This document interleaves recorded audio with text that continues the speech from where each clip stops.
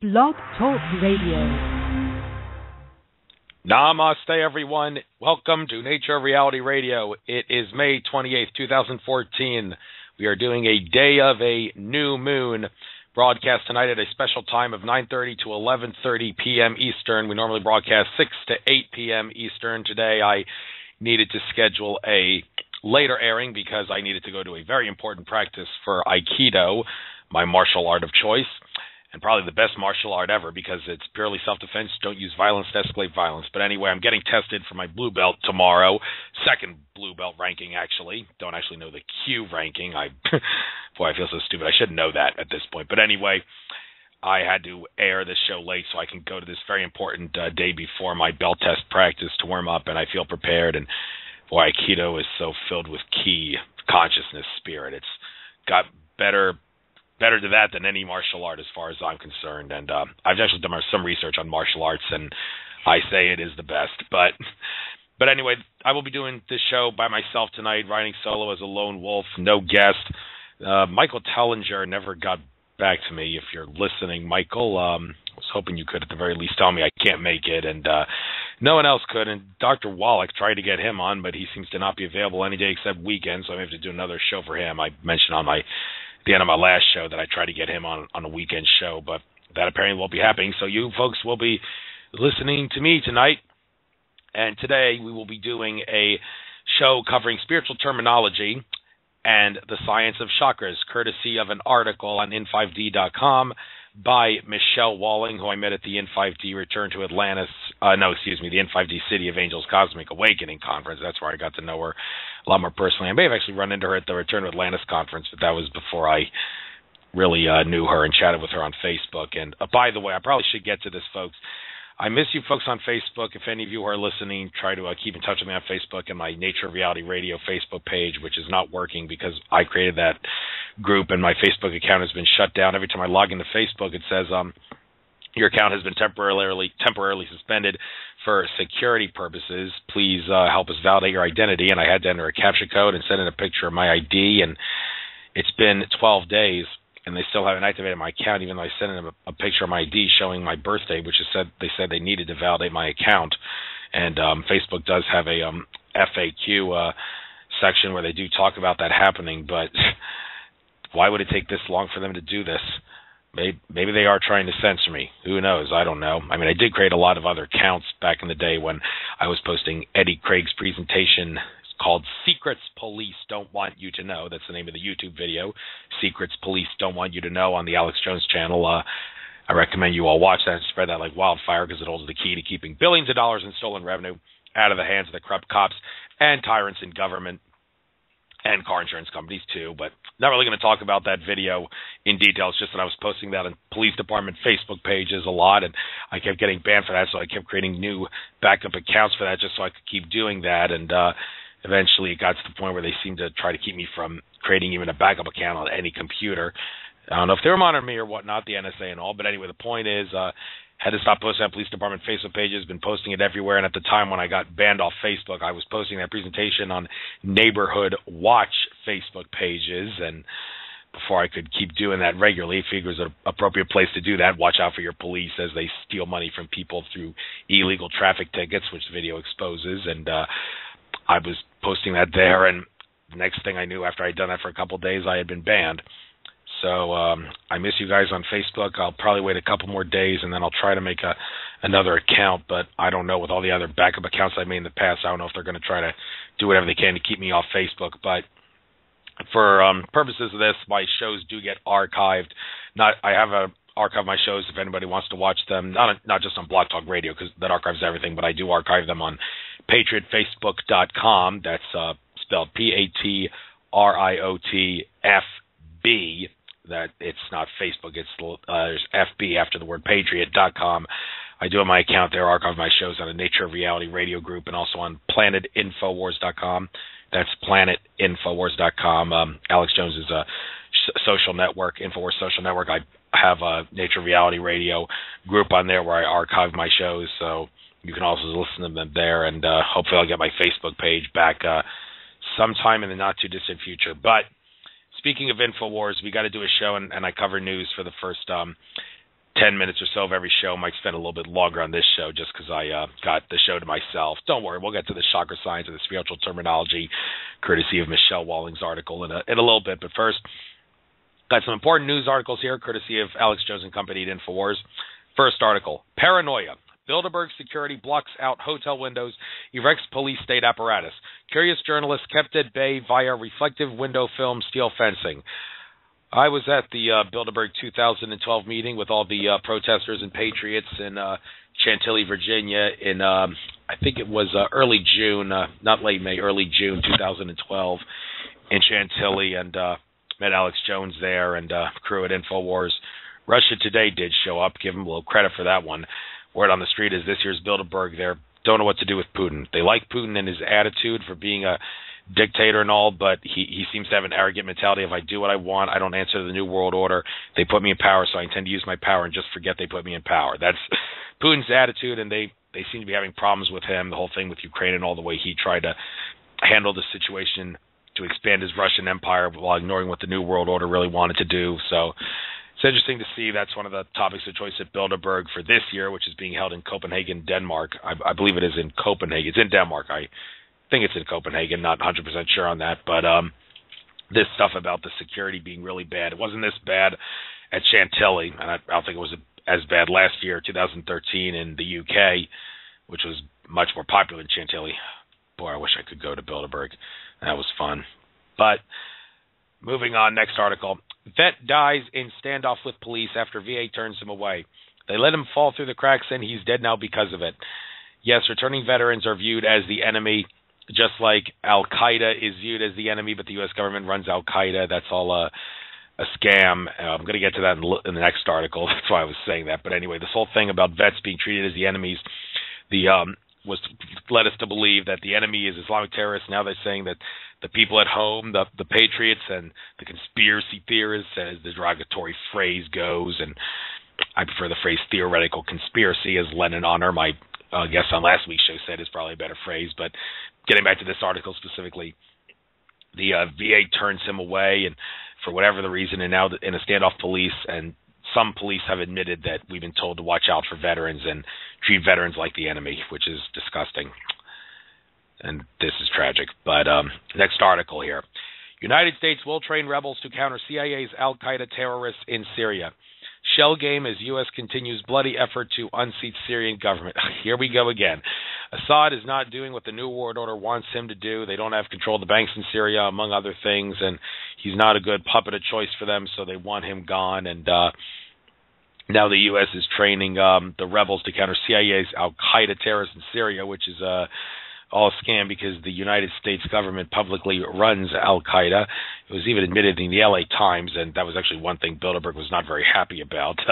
After that was there, they gave the people of the LA Times an earful at the Bilderberg meeting who were there, and about, could you please make sure you don't state this? I know the American people are stupid and don't realize al-Qaeda is publicly run by us, but still, you shouldn't put this stuff in the mainstream media so in your face because people might wake up. That's probably what the conversation was like. I mean to offend anybody saying Americans were stupid. It's just that's the way the power elites view us, if you get my drift.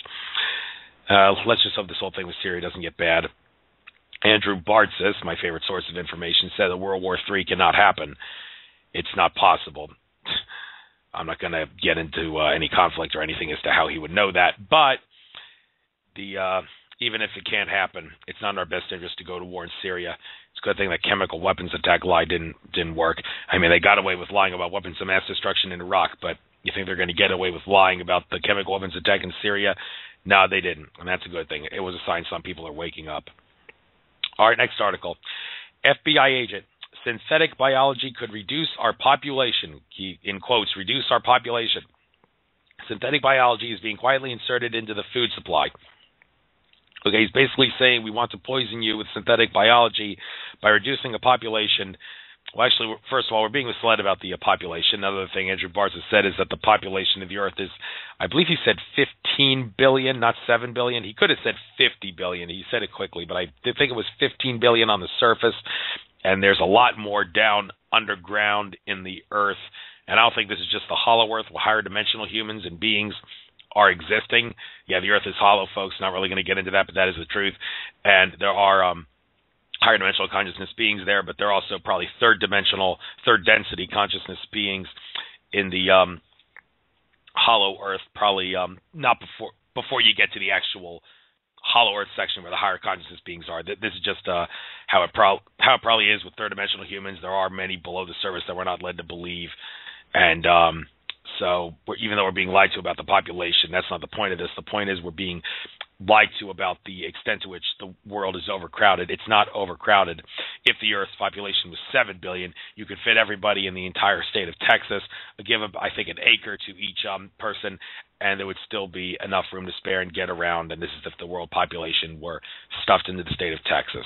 I mean, it would be twice as crowded if Andrew Bartz's number is accurate, about 15 billion, but still half an acre, that's a lot of land. It would probably work out pretty well. So we are not overcrowded. We don't need to worry about this. And since there's a lot of third-dimensional humans living below the surface and a lot of fifth-dimensional above humans living far down below that in the hollow Earth area, and there's still room to spare, don't talk to us about reducing our population, FBI agent fraud. All right, next article. This is really eye-opening. It's not red-linked, but it might as well be. Snowden is a national security state asset. He tells NBC News he is a trained intelligence operative. Getting back to what other people have talked about, including Andrew Bartzis, among others, Snowden is not a sock puppet or a double agent. I mean, Andrew Bartzis made it seem like he was genuine in terms of being a whistleblower.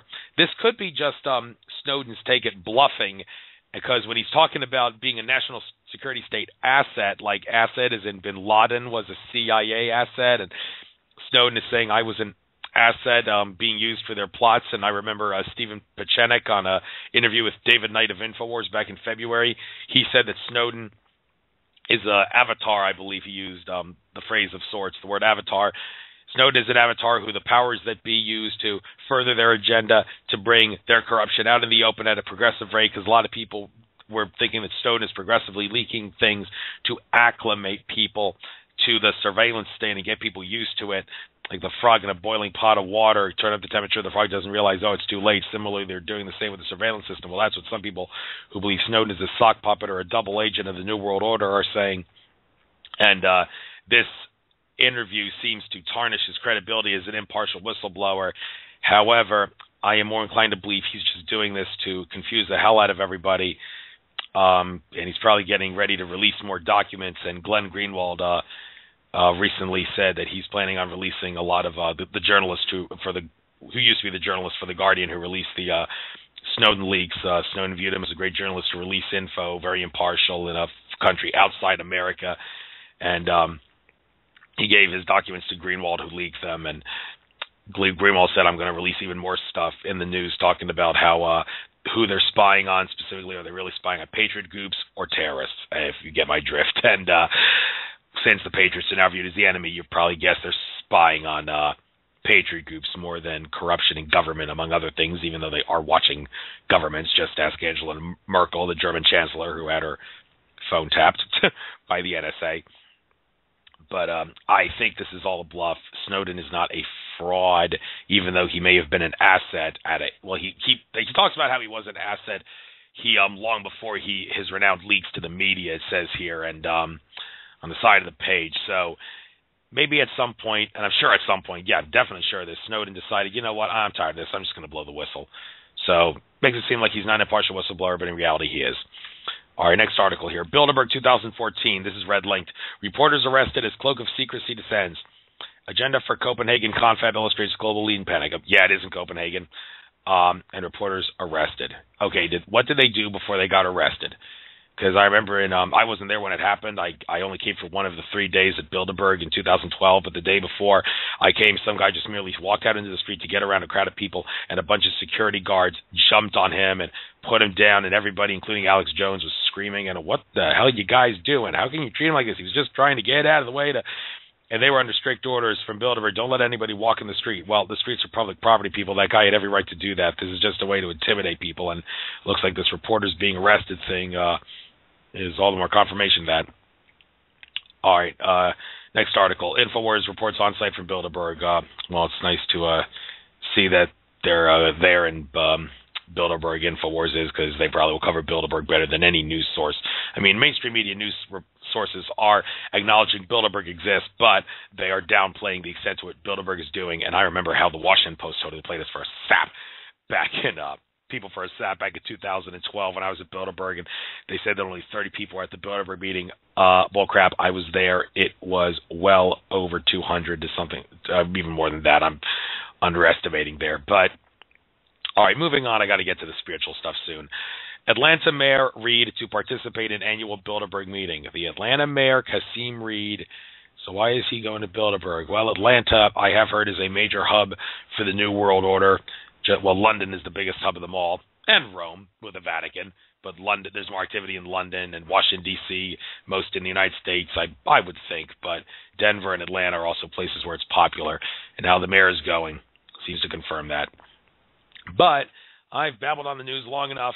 Let me get a drink here, and then we'll get to the spiritual stuff. All right, this is an article by Michelle Walling on in5d.com. Top 30 spiritual terms you should know. Introduction here. As a person climbs the ladder of spiritual progression in his lifetime, there are particular terms that describe various stages of development. In order to maximize the opportunity of this lifetime, there are at least 30 important spiritual terms you should become familiar with. All of these terms are part of the reason we incarnated, and mastering the meaning of each of these is likened to initiation. When you master the initiations, you prove that you are ready to move into the next experience. The following are the top 30 spiritual terms you should know. You know, this reminds me of the fact that in Aikido, even though my technique seems to be pretty good, I'm kind of rusty on the Japanese terminology. I probably should work on that a little bit more. Well, they claim they all are, but I don't know. Maybe I'm thinking I could just do a little better now in terms of knowing the terminology of the specific moves. I'm probably below level on that, even though my technique is good. But anyway, this is other important terminology that's broadly in terms of spirituality, and I'm going to try to make this fun. I don't know how each of you felt about learning vocabulary in English class and language arts class in school, whatever kind of school you attended, public or non-public, but I'm going to do whatever I can to make this fun. I'm going to give my take on each term here as I go along. And then after that, we're going to learn about chakra science. And believe me, I'm going to do whatever I can to make this fun to listen to, folks. You're going to enjoy learning vocabulary here. All right, term number 1, awakening. Couldn't have picked a better term, I think, to start off with. Awakening is the realization that you are more than just a human, and you are here to accomplish more than just being a slave to the system. Awareness rises when your codes are activated with photonic light in order for you to begin to realize who you are and what you came into this lifetime to accomplish. And then it says awakening symptoms are described here. I don't have time to click on that, but it says codes activated with photonic light. I remember George Kavaslis once saying that this universe is the only one where it's constructed of light, and I don't think we should even bother imagining what the other universes that are not constructed of light are like. You can't adequately imagine it consciously. I suggest either meditating or remote viewing to figure out what they're like. And, of course, if you awaken more, you can remote view and meditate a lot more deeply than you would if you hadn't awakened.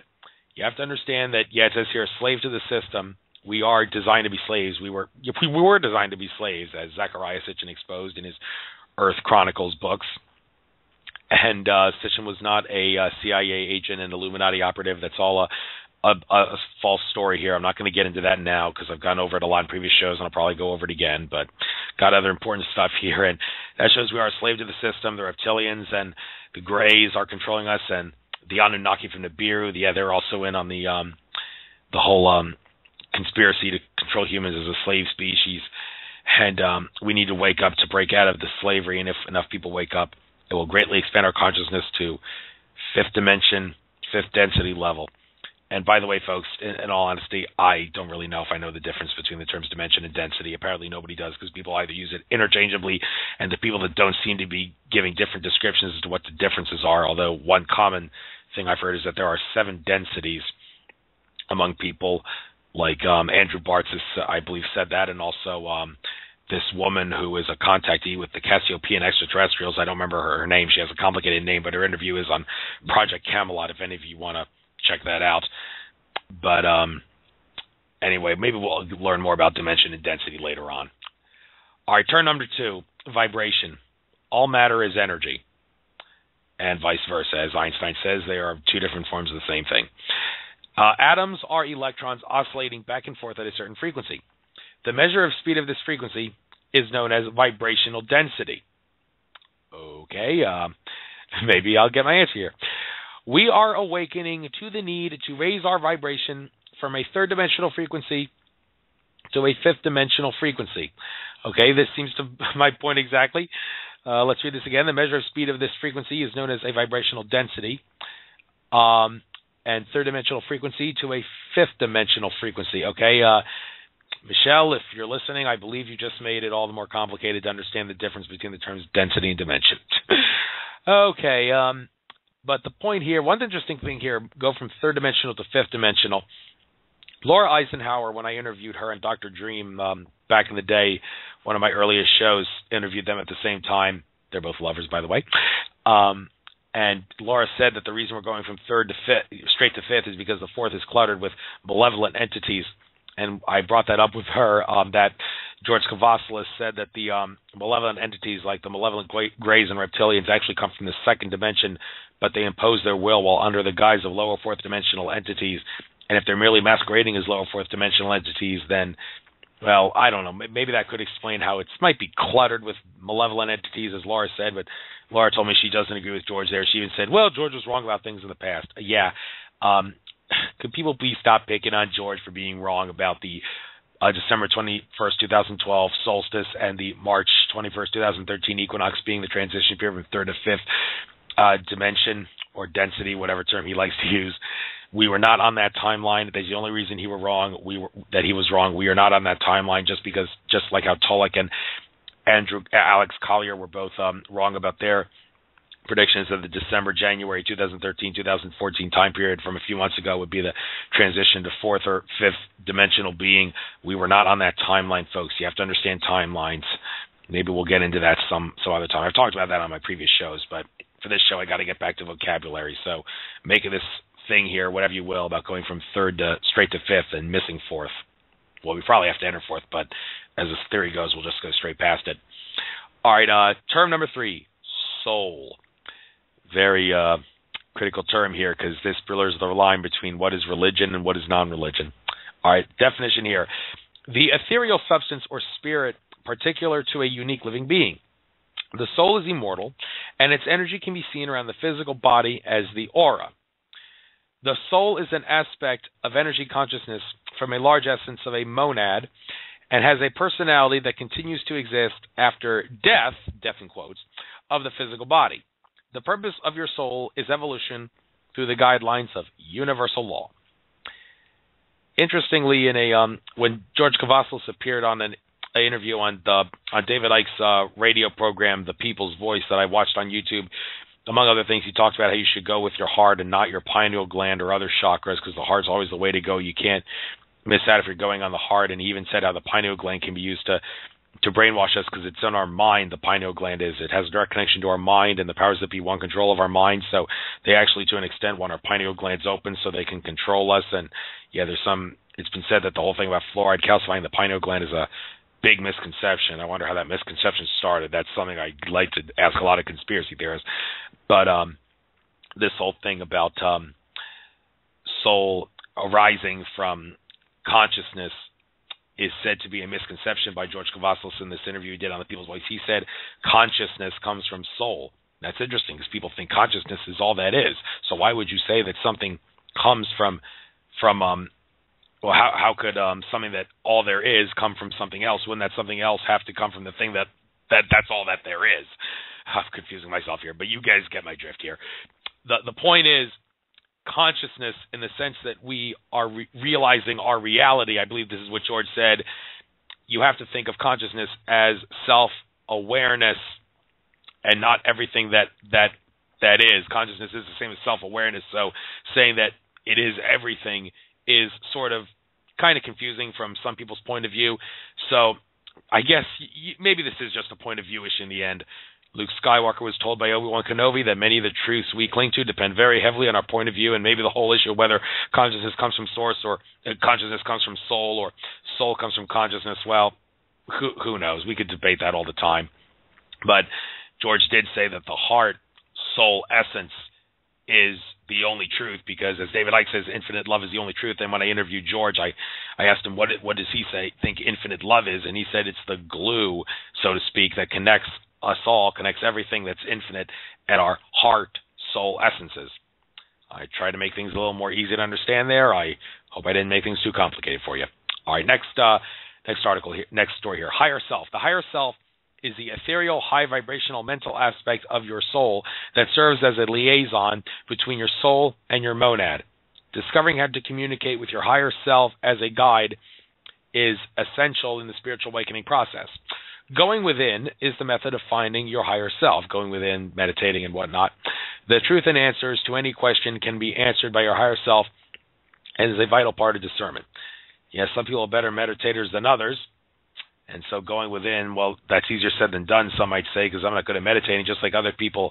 Like I've heard a few whistleblowers say, I tried remote viewing, I was told to do it. I believe Duncan O'Fanoan, who was used as a Manchurian candidate and killed people in Vietnam, I believe that he appeared in the Conspiracy Theory with Jesse Ventura episode on Manchurian candidates, talked about what he did. He was on Project Camelot a couple times. He said, I was never a good remote viewer, and I've heard other people say that. So different people can do different things. We all have the ability to do everything because we're all infinite consciousness. It's just that some people can access their higher self better than others. And my point exactly, well, just do what you can to attain your higher self, and you'll learn soon enough what you're good and what you're not good at. I haven't learned a few things myself, but I don't really care to get into what I've learned and what I haven't learned here. We got to go back to the vocabulary. Next article. Monad. We definitely got to cover this because this appeared in the definition for soul, and we didn't get to it. So I heard this term a lot, and I remember only maybe 6 months ago I had to look it up because I didn't know what it meant. But now we're going to find out what it means right now. The monad is the oversoul in quotes. The monad is the oversoul which created the aspect of consciousness of your soul. A monad consists of a male and female aspect. And when incarnating into a lower vibrational density, these two split up and continue to split further into lifetimes. Imagine a wooden wheel of a bicycle where the hub is the male or female part of the monad and the spokes are the aspects of soul consciousness or lifetimes. All lifetimes of the monad occur in the now, outside of space and time, which are illusions, and the experience of all parallel lifetimes can be accessed by each soul once the connection is recognized and strengthened. Now, ignore the definition for a second here. I want to get right back to the beginning of the definition here. The monad is the oversoul which created the aspect of consciousness of your soul. So I guess this means Michelle Walling subscribes to the idea that consciousness comes from soul, because it says consciousness of your soul, of being a part of the soul. So I guess from her point of view, it makes sense to say that consciousness comes from the soul. You know what? That's probably the way I'm going to look at it from now on, now that I'm looking at this, because in a sense it does make sense, because you got to think of consciousness not as everything that is, even though it can be looked at that way. It makes more sense to think of it as self-awareness, and that's why by looking at the definition of monad here, I've just answered my own question that I'm looking for the answer to, one of life's greatest mysteries. So yeah, the monad, for that term in other phrases, I believe there's a biological term, monad, used to talk about small microscopic organisms, I believe. And I don't really see how that has anything to do with this definition. Maybe it's a way to confuse us. Once remember Andrew Bartz is saying that words being similar, like two with one O, two with two O's, and two spelled TWO, that's all part of a plot to confuse humanity. Maybe this whole thing with the word monad is the same. All right, next article. We actually have two words in one here. Creator/source. Creator and source, implying they're the same thing. Creator, which I seem to regard as a religious term, which is why I try not to use it, even though I do find myself using it. Creator is a term used to describe all that is within our experience, and it's also the only entity that can give you rights. The Constitution doesn't give you rights. It states rights you already have. The Creator is the only entity that can grant rights, because rights cannot be granted to you unless they're privileges, which means they're not rights, and the Creator, therefore, is the only entity that can grant rights, because the Creator had to create everything. Everything came from something. It came from the Creator. So that's why it is used to describe all that is within our experience. The creator of everything is an energy source that created angels and dimensions and then sent forth aspects of itself, creators both male and female, into the lower vibrational dimensions in order to have experience and to know itself. These monad aspects then send forth parts of themselves as soul and so on. Creation is infinite and cannot be fully understood in third-dimensional thinking. Regaining the knowledge that you have an aspect of Creator within the human body is the most important awakening realization. Well, duh, reality is holographic. Every small part of a hologram is a smaller representation of the greater whole. Any mainstream scientist who studies holograms could tell you that. So you are infinite because you are a smaller representation of the greater whole. Everything that you do affects everything. Of course, at small levels in some regard, but it does affect everything. And it's funny here, I don't see the word source in the definition, even though it's implying that it's the same thing. But yes, I can fully understand why it is the same thing. Another thing about Creator, it implies that it has it does have a male and female consciousness, as it says. So does that mean it has personalities? Well, of course it has personalities. It breaks off into experiences, each showing a different personality. But I don't know, it seems like Creator is more like of a personal nature and Source is more of a metaphysical nature. So another reason why I prefer to use the word Source instead of the Creator. But again, I find myself using the word Creator, especially when I'm talking about law. I try to encourage people whenever I'm talking about legal stuff, your rights don't come from legal documents, they come from the Creator, because that seems to work better when it comes to discussing law. Although in courts of law, don't bother saying Creator gave you rights. You really can't invoke God in a court of law. It's not like that. Randy Kelton of Rule of Law Radio, who I had on my show, talked about that with me when I called into his show once. But anyway, moving on here. Dimension, multidimensional. Oh, maybe this will help us find the distinct definition difference between dimension and density.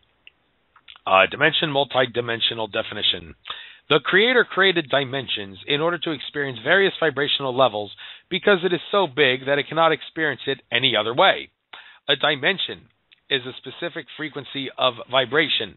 All dimensions are connected and overlap each other, and all dimensions are independent upon each other, which describes the term multidimensional. There are many levels within each dimension. First of all, before I go back and look at one of the earlier definitions to see if I can find a similarity in differences, definitions here, I know I'm obsessing about this, but this is never going to get old.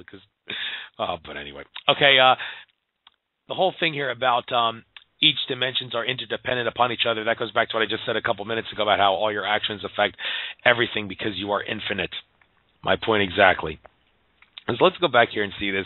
A dimension is a specific frequency of vibration. Getting back to the definition for vibration here, the measure of speed of this frequency is known as vibrational density. A dimension is a specific frequency of vibration.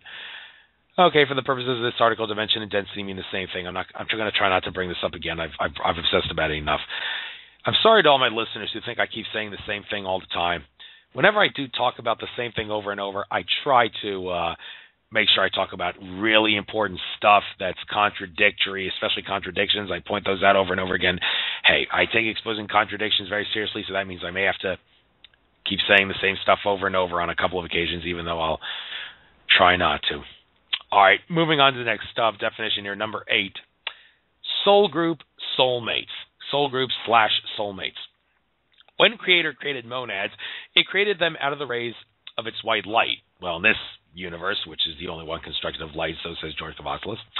When this light is differentiated, it becomes the colors of the rainbow. Roy G. Biv, as they like to say. Monads were split into groups of colors known as rays. For example, a blue ray monad will have a purpose or characteristics different than a green ray monad. Blue ray monads have more in common and vibrate at the same rate as other blue ray monads. Thus, they are naturally attracted to each other. Furthermore, monads split into souls and vibrational groups are formed within each soul. These souls incarnate together in order to help each other spiritually advance. Soulmates from a particular soul group recognize each other when they meet in this lifetime.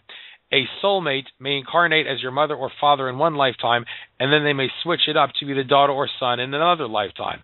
They could be husbands and wives, or they are an influential person in your life that helps to balance a past life energy or lesson. Soulmates from a soul group love each other so much that they may have volunteered to be a difficult aspect in your lifetime, which is a blessing in disguise as these lessons catapult you higher on your spiritual path. Well, that's the one thing that's going to drive a lot of people crazy, knowing that unfortunate experiences and difficult experiences are designed to be a blessing in disguise. I know what that's like. I've experienced a lot of things like that, and I believe in the end it has helped me because, well, looking back on it, I can see how it has. Some things are hard to swallow, but hey, as Dolores Cannon says, you got to overcome karma. You got to, well, forgive people. I mean, don't forgive them 100%. Say, I forgive you for murdering my wife. I'm going to let you do whatever you want now. No, not that kind of forgiveness. Forgiving is loving them for who they are and realizing that everybody is loving because fear is an illusion. That is a Dolores Cannon quote that she, I believe, said on her interview on In5D Radio, that fear is an illusion. Well, yeah, of course it is. Infinite love is the only truth. Everything else is illusion, as David Icke would say. But this whole thing about soul groups and soulmates, I mean, word soulmate, I believe it was way back in the day, that didn't necessarily mean a lover, like a boyfriend, girlfriend. It also meant someone, even of the same gender, that you could relate close to. And but that term somehow, over the course of time, became only a boyfriend, girlfriend, husband and wife kind of thing. So it's nice to see I have a couple people in the chat room here. I've been actually looking at the Michelle Walling's article here, so I haven't been able to look on my call screen or chat room. Really can't chat when I'm talking to myself because I'll probably lose track of what I'm talking about. But I'll try if anybody wants to talk.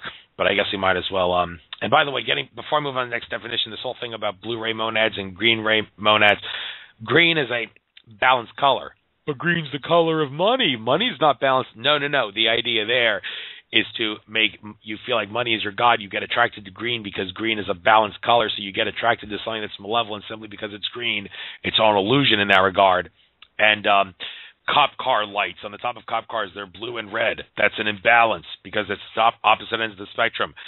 Cops would probably behave a little better if their lights on the top of their car were green and their uniforms were not blue. And Mark Passio said in a presentation he did, former Church of Satan member turned whistleblower.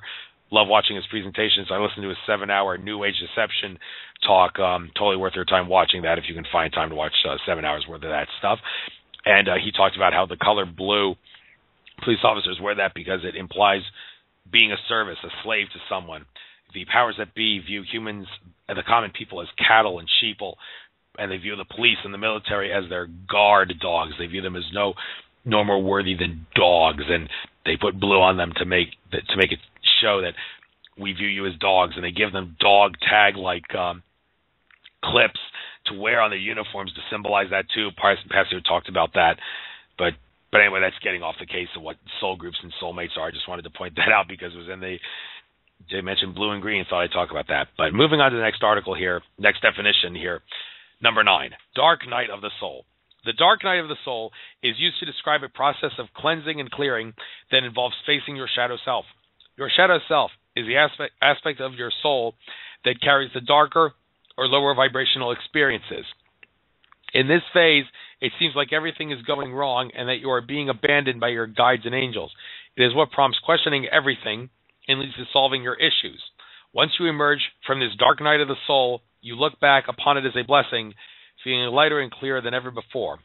What was my dark night of the soul?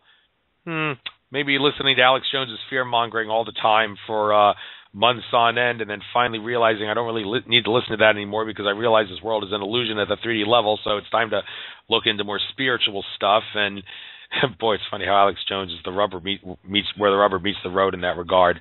And I even talked about that when I called into the Dark Night of the Soul episode of In5D Radio. I said, hey, I think Alex Jones is a great way to move past the Dark Night of the Soul. You get to listen to all the horrifying stuff he talks about, and then it'll be a ticket, a guide into getting to other important stuff that you should listen to, like spirituality. I don't see a link there. Well, conspiracy theorists, once you realize the world is a conspiracy, like 9/11 is a laws of physics violation on many grounds, that can open up a whole new can of worms to realizing that this world is screwed up, and that leads you to believe that the world is screwed up because our consciousness has been suppressed, which makes us spiritual. You get my drift here, folks.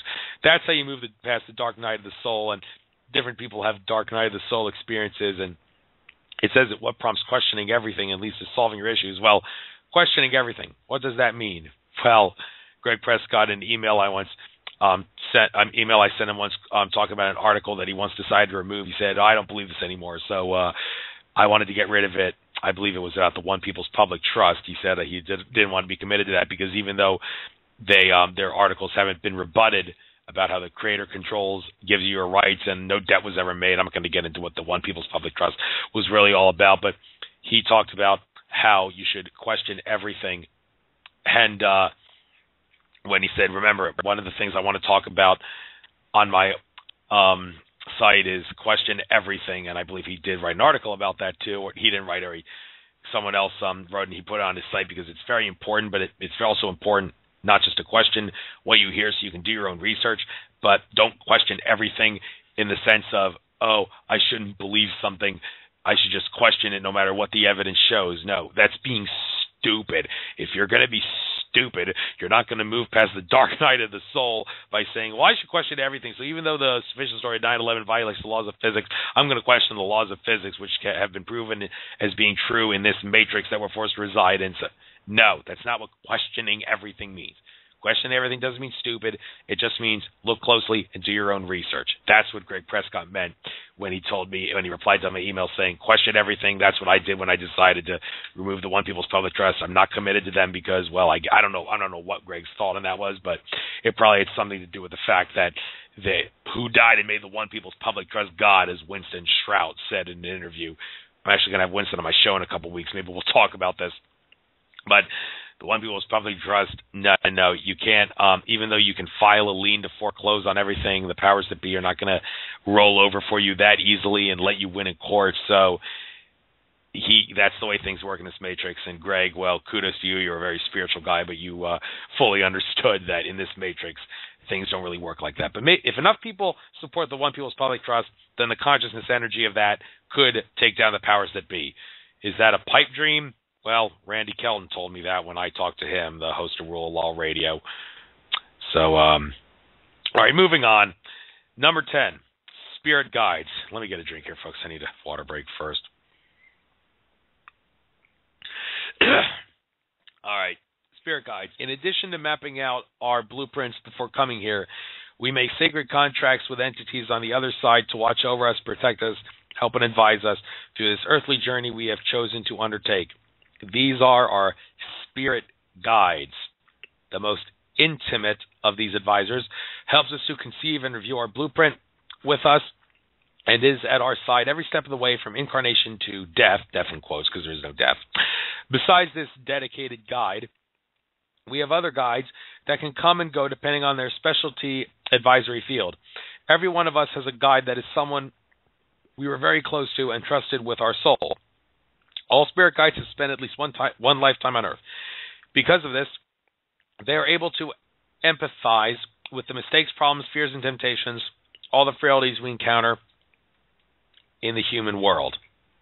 The spirit guide's job is to urge, encourage, nudge, support, advise, and guide us on our life path.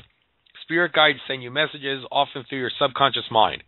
What you have always accepted as instincts or your conscious or unusually vivid dreams are your spirit guides sending you messages. Spirit guides and all other transcendent spirits are either male or female. Spirit guides can also be higher vibrational aspects of yourself or parallel lives. Spirit guides are always ready and waiting for you to contact them, but cannot interfere otherwise because of the law of free will. So, I don't think it really makes it clear as to whether or not a spirit guide has an actual body, but even though it doesn't have like a body that we have like a human body, it is an entity. It says that here, entity can take on so many different meanings, and this is just like some sort of light being entity. Well, everything's light, but this is really high consciousness dimension density we're talking about here for these spirit guides who are able to guide you along the path. And I do myself pray to my guardian angels, spirit guides, and Source. Always remember to ask Source too whenever I'm meditating. Before I meditate, say guardian angels, spirit guides, and Source, and we'll get to guardian angels in a moment. But I want to include Source there because if you include Source, you're implying that you are infinite. So whenever you ask your guardian angels and spirit guides for help, whether you're meditating or just for any other thing in life, always remember that you want to ask Source to help you too, to acknowledge that you are infinite. That's my way of looking at it. I hope you guys will take up my advice too. So next article, guardian angel. Now, there's a picture here of a angel-like entity, and I believe that it is guardian angels that have the body, a body that we can think of as a body and not the spirit guides that do. But let's see if it implies that in the definition here. Definition: Creator first created the angels to mirror love back to itself. This was how it would get to know itself as ultimate love. These angels have a great desire to serve Creator in any way because of the great love they have for Creator. Sometimes these angels take on specific assignments in service.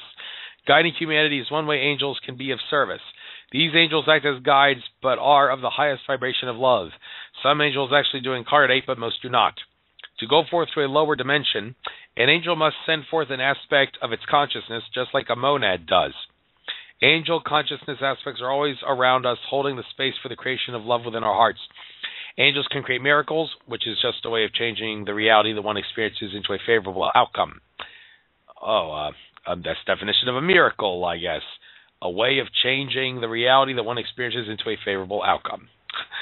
All right, but next part of the definition, just like spirit guides, your guardian angel is awaiting your recognition and request for service. So how often should you ask guardian angels and spirit guides for assistance? Well, before meditating, before going to sleep, I like to do that. But as far as everyday tasks and chores, I tend to like the follow mentality of just suck it up and do it yourself. Keep the guardian angels and spirit guides out of it. And I believe in his interview on Project Camelot, George Kavaslis did talk about how asking your angels and spirit guides for too much help can cause problems for you. And I believe he did say when they enter this reality, they do temporarily suppress their consciousness. When they go from like fifth dimension to fourth dimension, they can only stay there so long because they will become part of this reality, which will suppress their consciousness. So because of that, they have to follow free will and only interfere if the situation is dire. They will ask if you ask them for help, they will be willing to help you, unless maybe you ask them way too much. But I don't know. I guess there's a little bit of debate as to whether or not asking your guardian angels and spirit guides too much will come back to haunt you.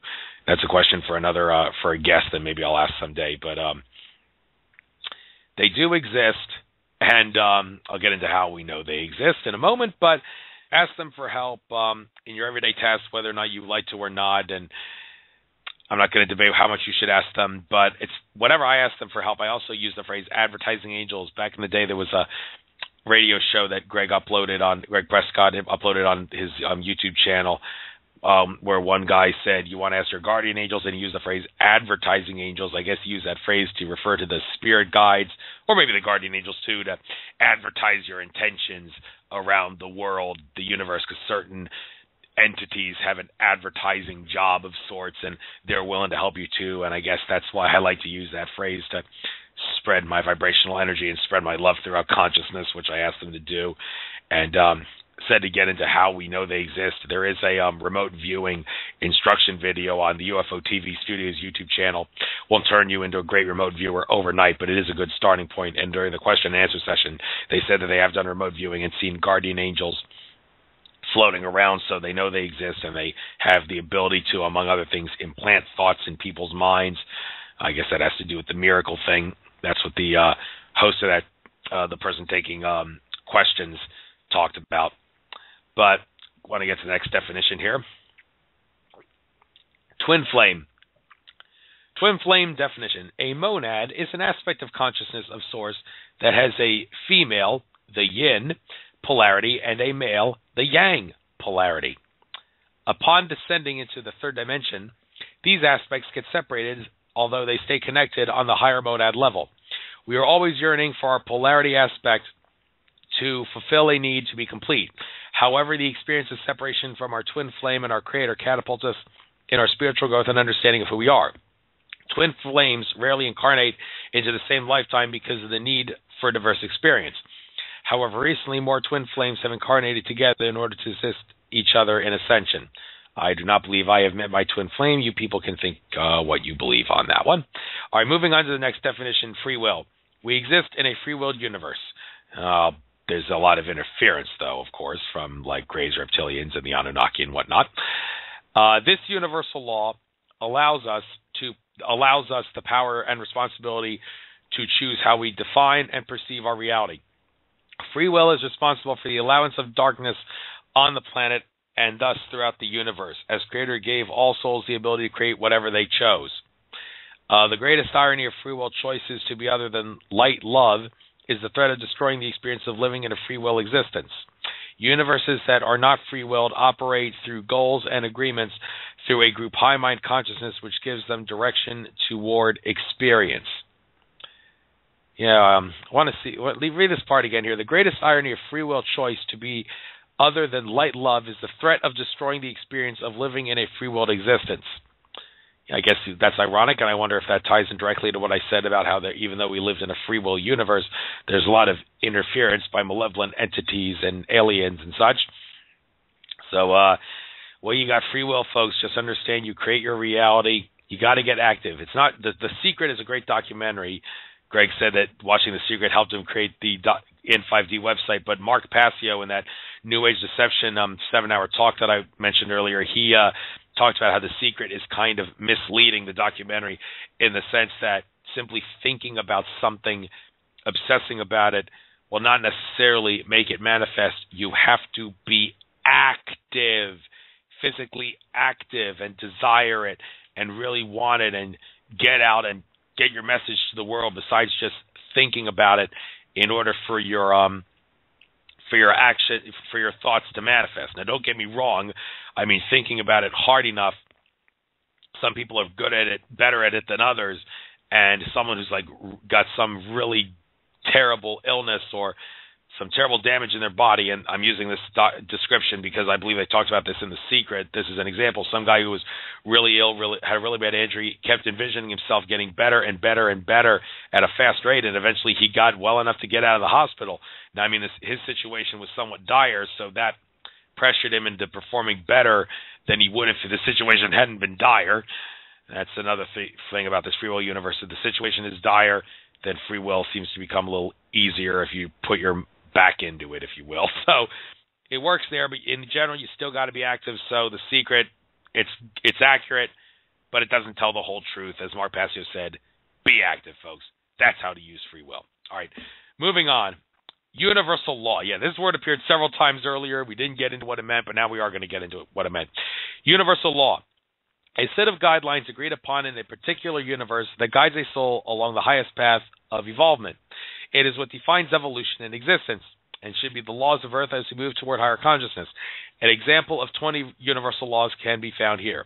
Well, we're not going to be able to get into what those example of 20 universal laws are, but the natural law, I believe there is a natural law, universal law, even though they're not synonymous, they are definitely connected.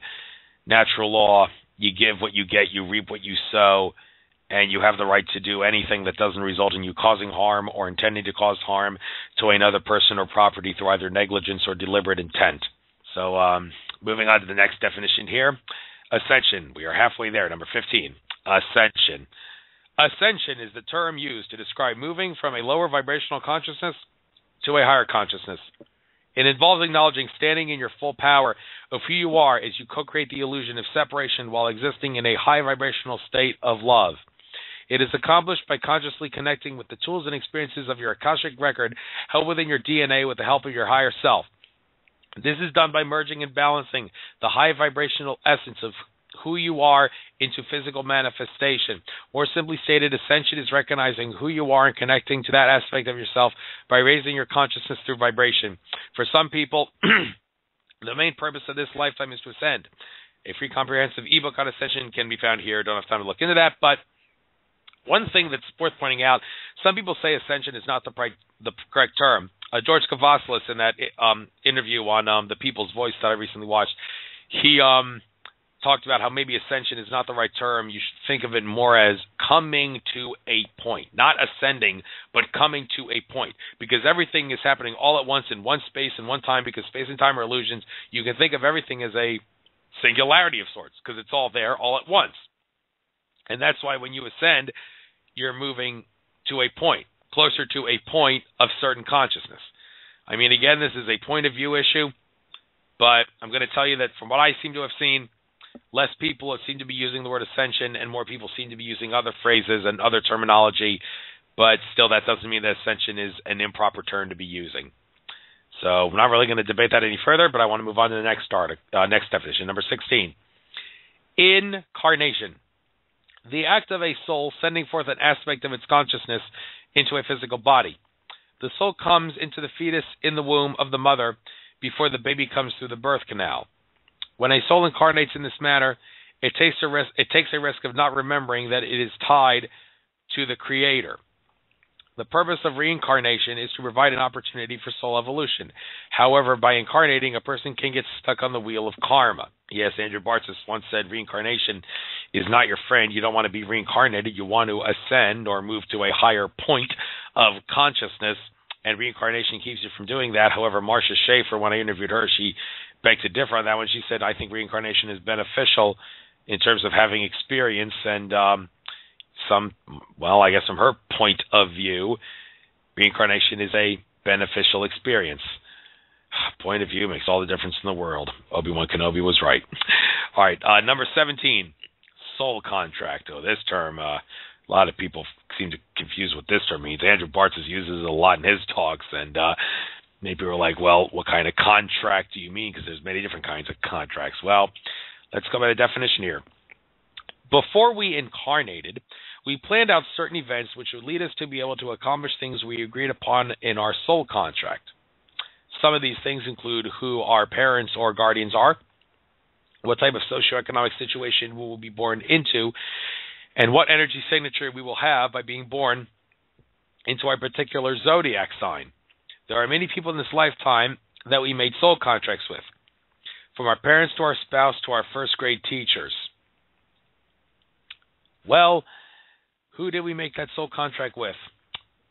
That seems to be a little bit of something that we need to research a little further into, because I seem to recall Kelly Rosano, good astrologer, once saying that when the reptilians lose control of Earth, they'll have to answer to Sirius.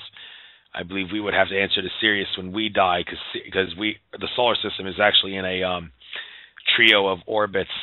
Maybe there's more than just the Pleiades star cluster.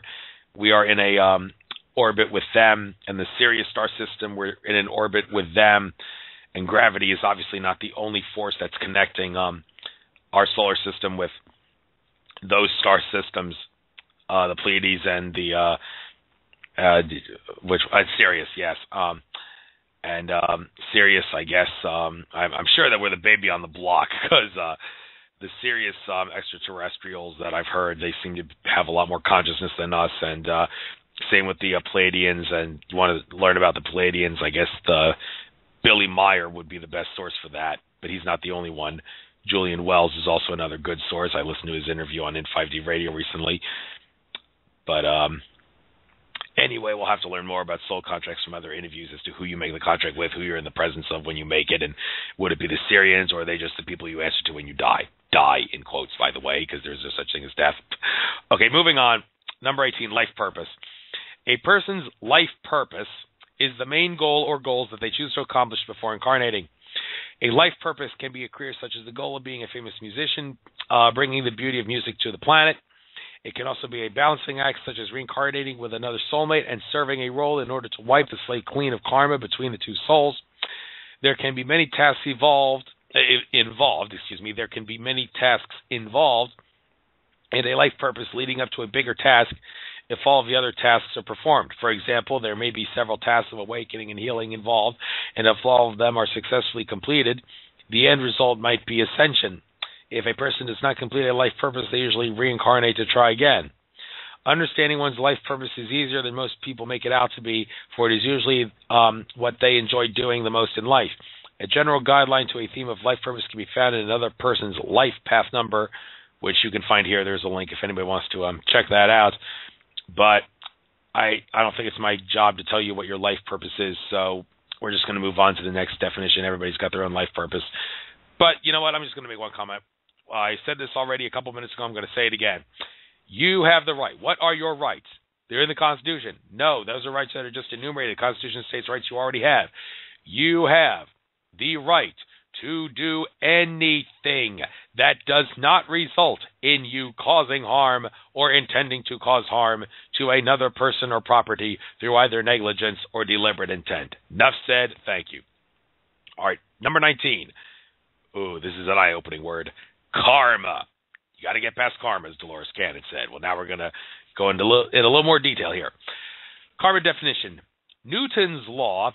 I think Newton knew a lot more than just his laws of physics in his book, The Perception Deception. David, I talked about how Newton knew about consciousness, science, and everything, and his job was to suppress that by talking about more basic laws of physics, which are true, but keep us from understanding the true nature of what's going on. Okay, but I'm digressing. Let me get to the definition here. Karma. Newton's law states that for every action, there has to be an equal or opposite reaction. When we incarnate into a physical body, we live a life under the veil of forgetfulness. We can incur karma if we do not treat others with the same care and love that we should treat ourselves. You reap what you sow, my point exactly. Thus, we end up incarnating over and over in this school of life to eventually learn the golden rule. Treat others the way you want to be treated. Yes.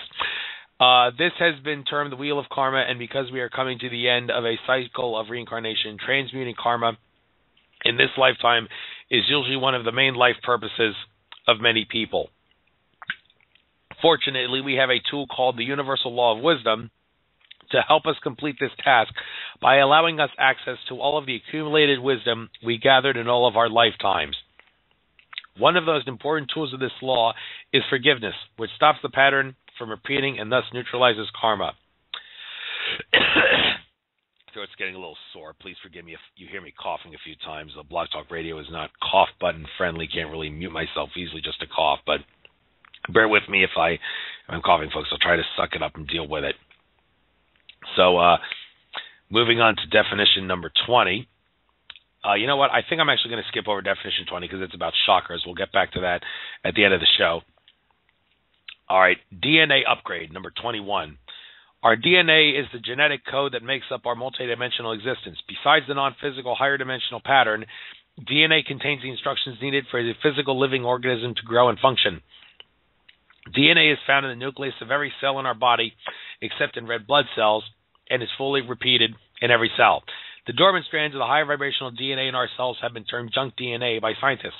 One of the goals most of us made in for this reincarnation was to receive the DNA upgrade that is available to us as we astrologically move into the golden age and out of the third dimensional density. Dimensional density. Okay, the words seem to be this. Okay, I forget that.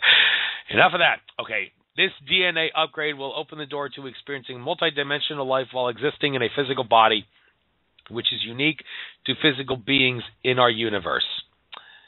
Yes, our DNA is activating.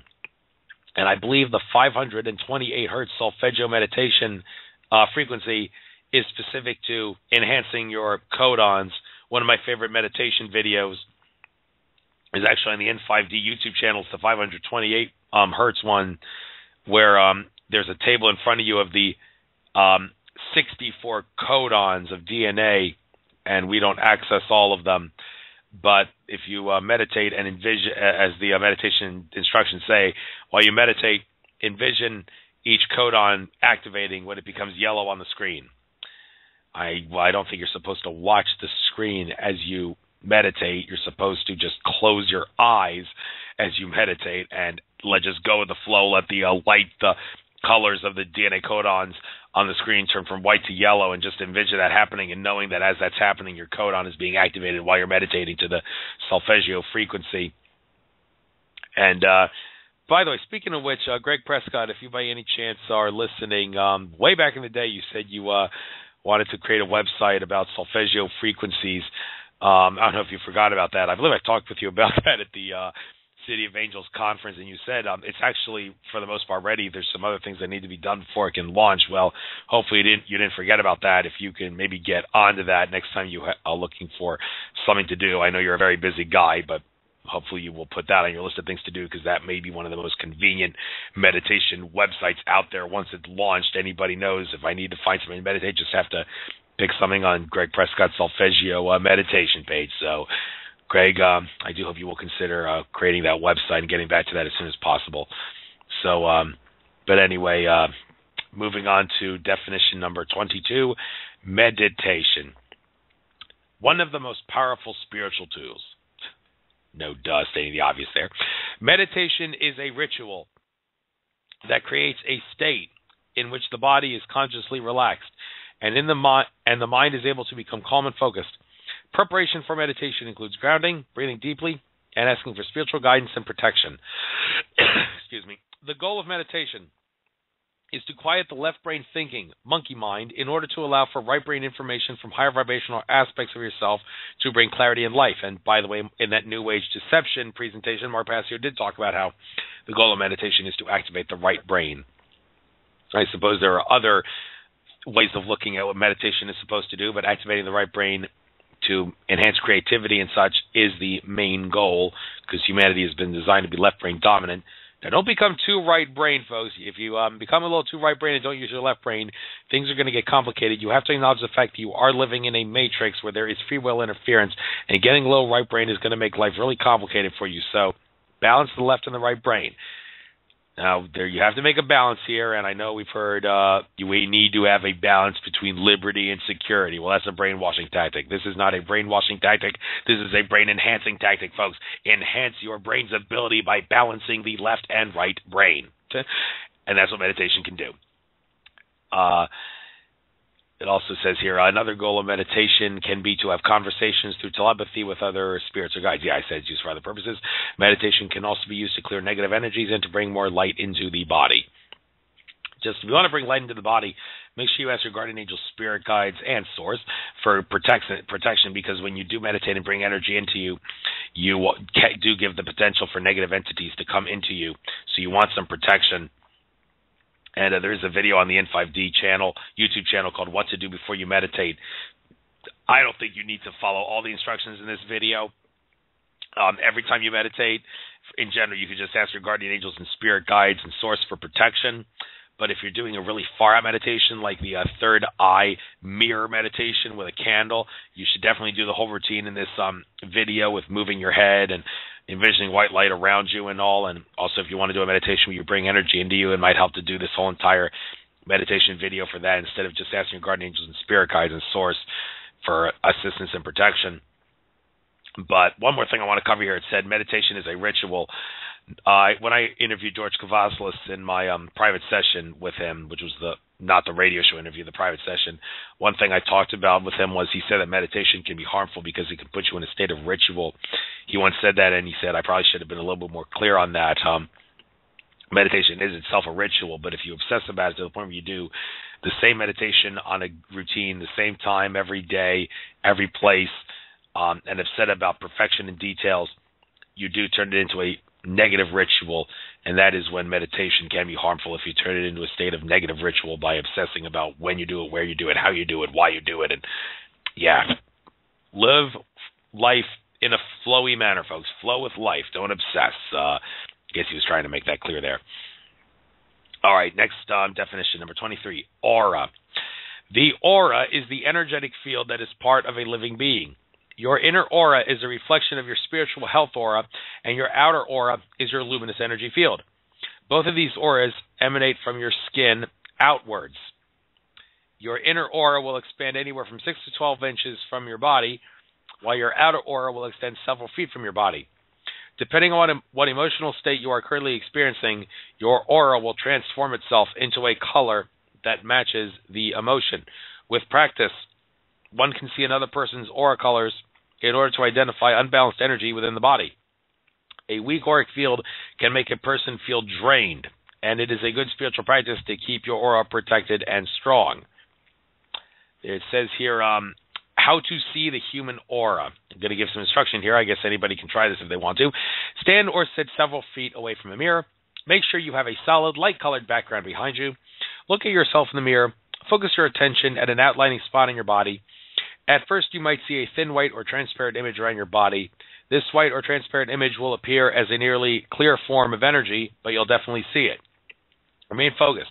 Eventually, that white or transparent image will expand and will become a noticeable color.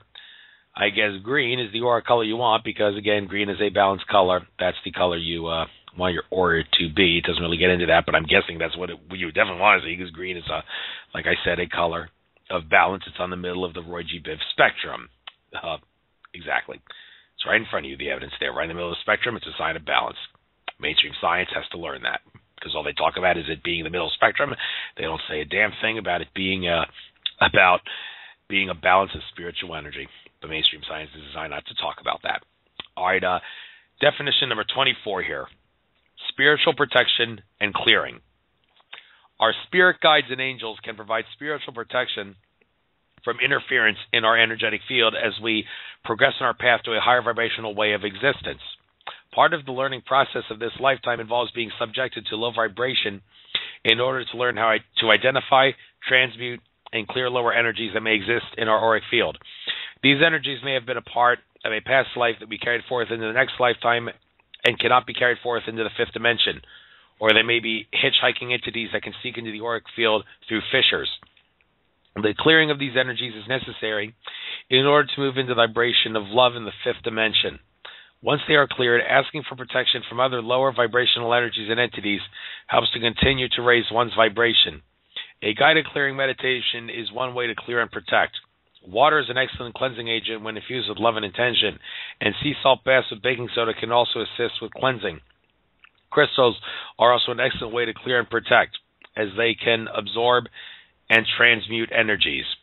I've also seemed to have noticed that sun gazing works pretty well in terms of clearing. I don't seem to have any negative thoughts after I sun gaze. Makes me feel a lot better.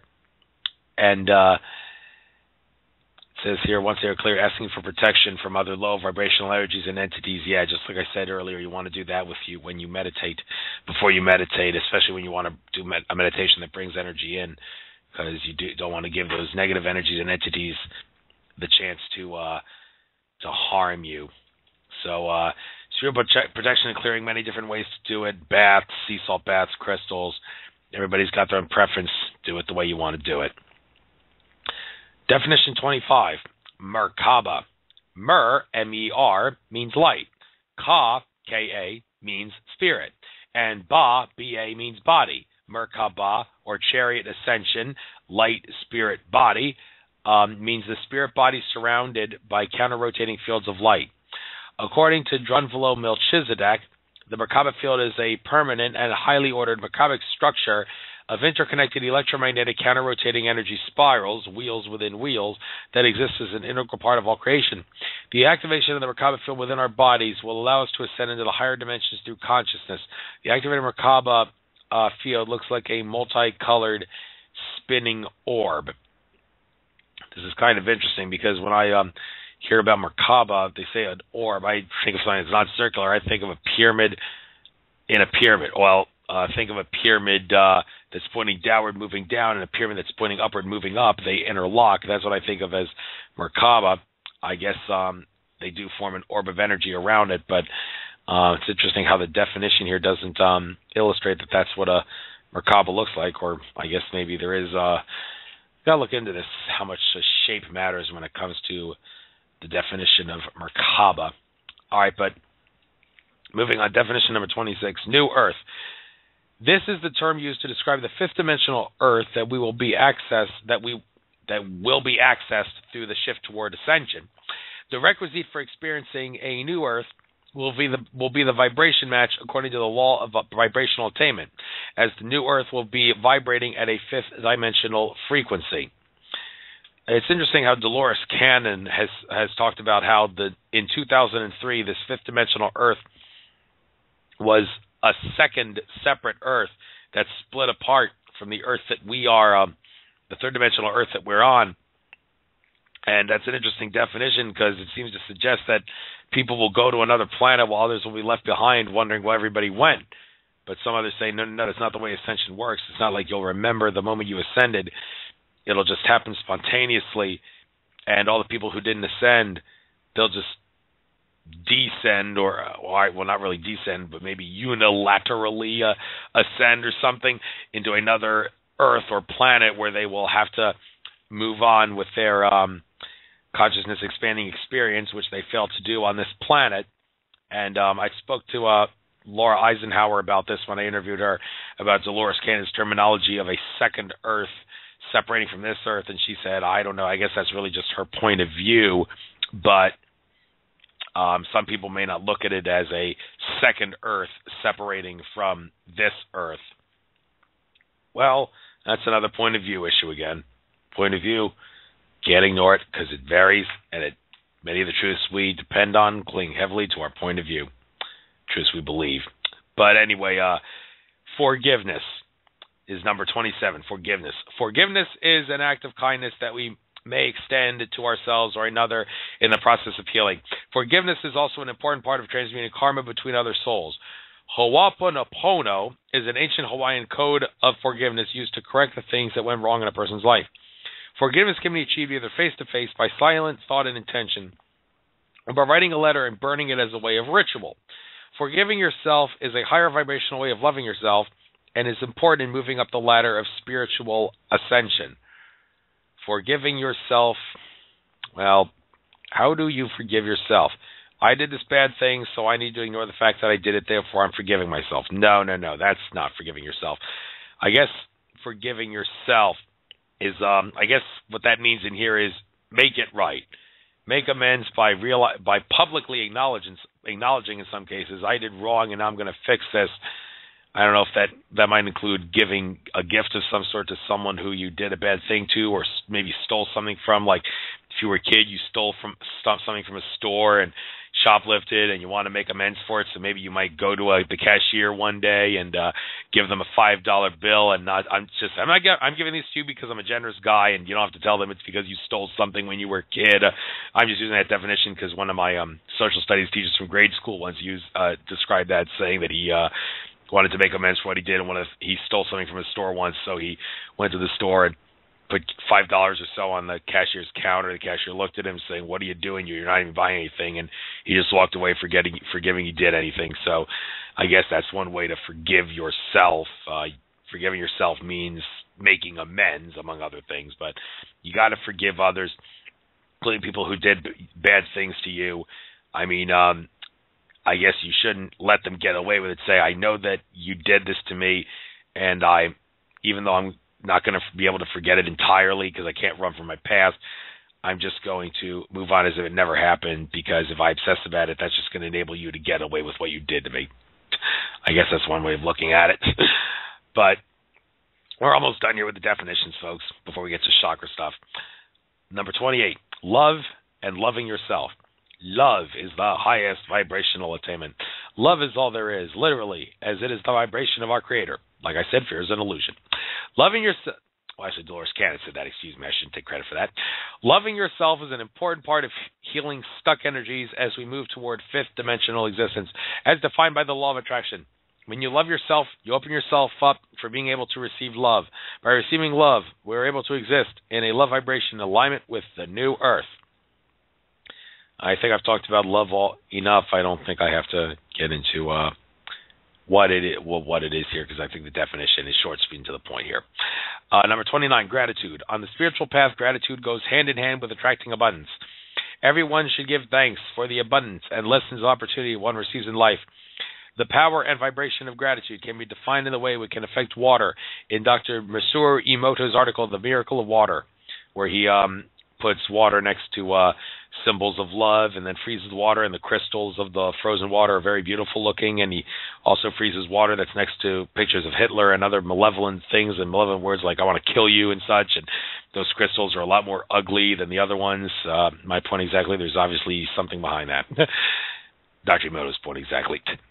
Gratitude is one of the highest vibrational acts of love that a person can exhibit. It says here, giving thanks can be achieved by intention, and prayer is best verbalized. Yeah, I like to ask my guardian angels and spirit guides and source for help out loud. Also put my hand over my heart chakra.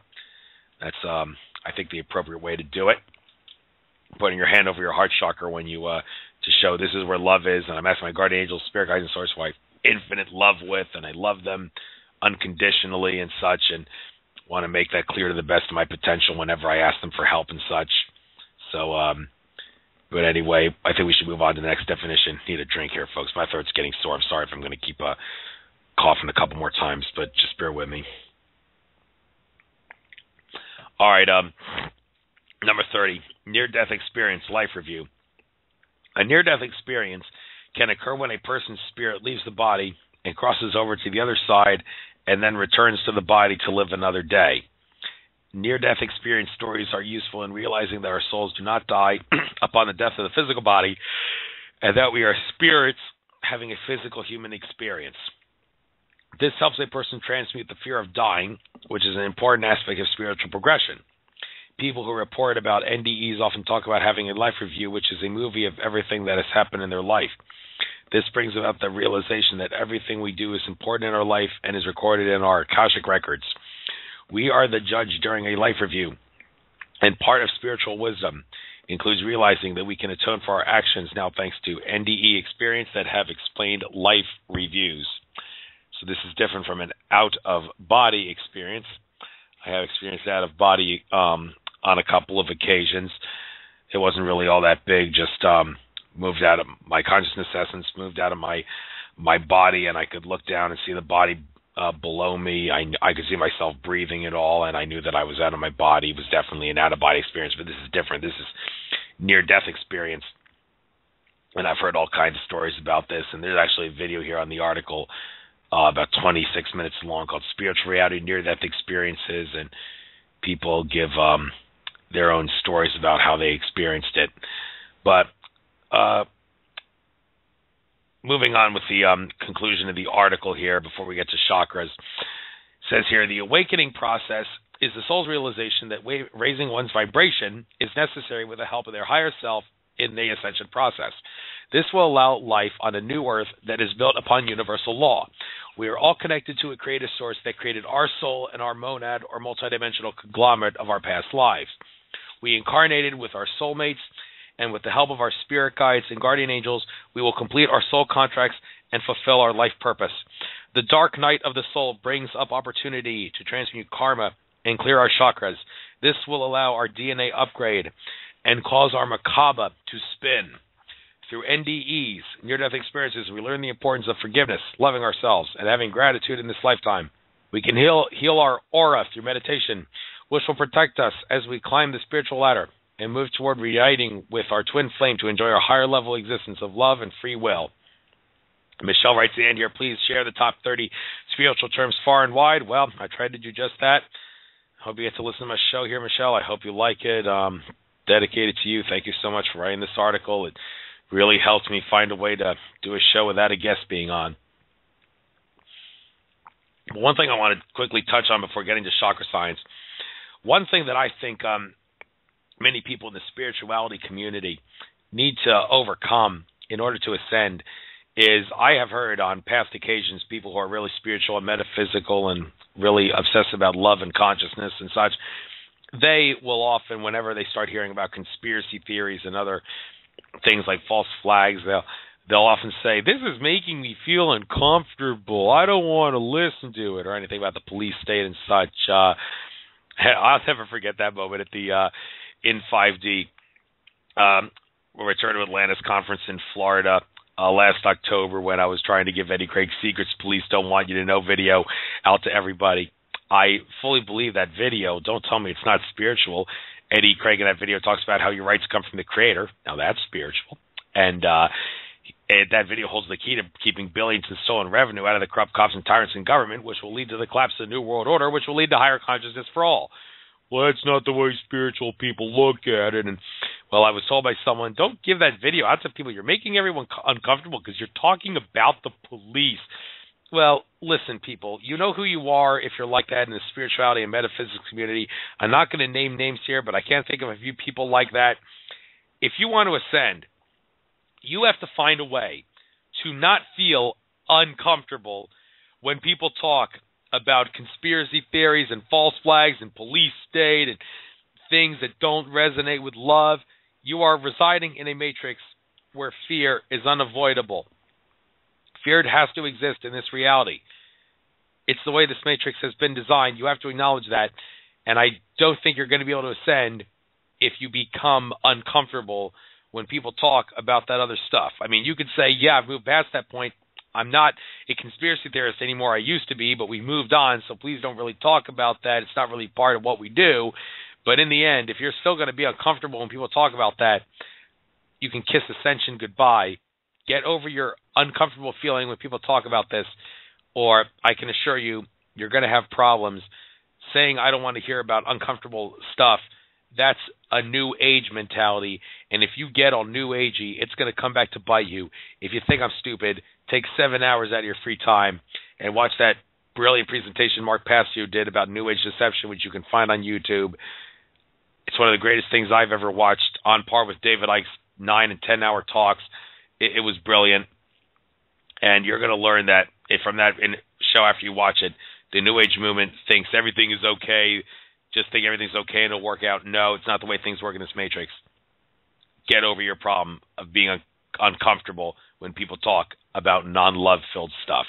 All right, but we've only got 35 minutes left, so I got to get back to this right now.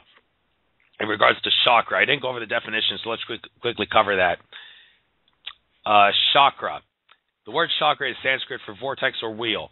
The chakras are energy centers within our physical bodies. There are 7 major chakras between the crown or top of the head to the base of the spine. There are also many minor chakras that regulate energy within the body.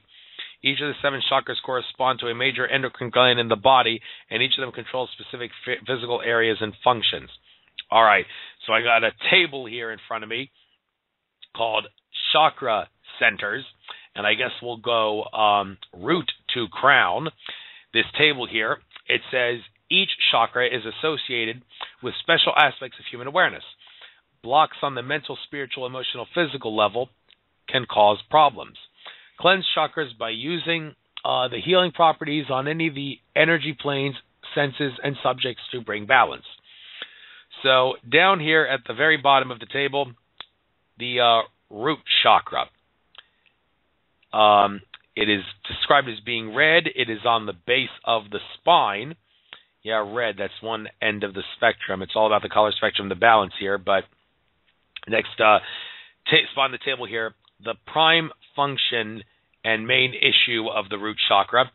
The prime function, grounding and security. The main issue, survival, primal energy, taking care of self and others. The divine principle and goal of the root chakra, simplicity and basics. I'm assuming things are going to get a lot more complicated as we get higher on the chakra level here. And the goal is stability, self-preservation, awakening, and primal instincts. Please forgive me for the way I'm talking here, folks. It's just that the font is really small, so I kind of have to look closely. You may hear me talk kind of slowly here, but this is the way it's got to be with this small font. The physical property of the root chakra. Anxiety, dyslexia, grounding in physical plane, and the sense of the 5 senses is, wait a minute, there's 7 chakras, so there's 7 senses here. That's kind of interesting. But it says the sense for the purpose of the root chakra that it seems to control is smell. Anatomical connotations are reproduction, the reproductive system, and sex. And the glands that are correspond to the root chakra include the testes, vagina, the pelvis, the legs, feet, and tailbone, and adrenals. Well, actually, excuse me, those are the anatomical connections: the testes, vagina, pelvis, legs, feet, and tailbones, and the adrenals are the gland that it's in conjunction with. The emotional connections, physical needs, base needs of safety and security, being grounded, and behaviors include sexuality and fear, and the square is the sign associated with the root chakra. The planet associated with it is Saturn. The element is Earth. The aromatherapy, is cinnamon. The metal is lead. Tables, I got to read it sideways here, so bear with me here, folks. The sound is O, the letter O. The food associated with it is protein. The angel associated is Shiva. The fragrance associated with it is cedar. The incense associated with it is myrrh. And the gemstone is the hematite bloodstone. All right, we're going to move up the table. Chakra number 2, the sacral chakra, which is in orange here. The Sanskrit name is Svadhisthana, just like the Sanskrit name of the root was the Muladhara. The Sanskrit name is Svadhisthana. Boy, I bet Michael Cremo would be able to pronounce these a lot better than I can. that was a great show I did with him. Went somewhat viral on YouTube. I encourage you to listen to that. The color, as I said, is orange. It's located below the navel. The prime function is relationships and emotions, and the sacral chakra's main issues include sexuality and intimacy, expressing needs, emotional and sexual. The divine principle is sensitivity and sensuality, and the goal is sensual desire, reproduction, responding and giving and receiving. The physical property, colds, life force, aliveness, energy, sex, and creativity, and the sense associated with it is taste. The anatomical connotations include are the sacral in the abdomen, the spleen. The sacral connections include the abdomen, spleen, urinary tract, and kidneys, ovaries, uterus, blood sugar. The gland that it seems to dominate the sacral chakra does are the gonads. Emotional connections, intimacy and letting go, taste, emotional needs, emotional cleansing, warmth, and desire, and the sign associated with it is the triangle. The planet associated with the sacral chakra is the moon. The element is water. The aromatherapy is dragon's bid. What the hell is that? Never heard of it. The metal associated with it is tin. The sound associated with it is oo, not O, which is for the root chakra, but oo, capital O and a lowercase o, it says here. I'm assuming that's pronounced oo. The food associated with it is liquid. I wonder how could liquid be food. Definitely want to look more into that sometime.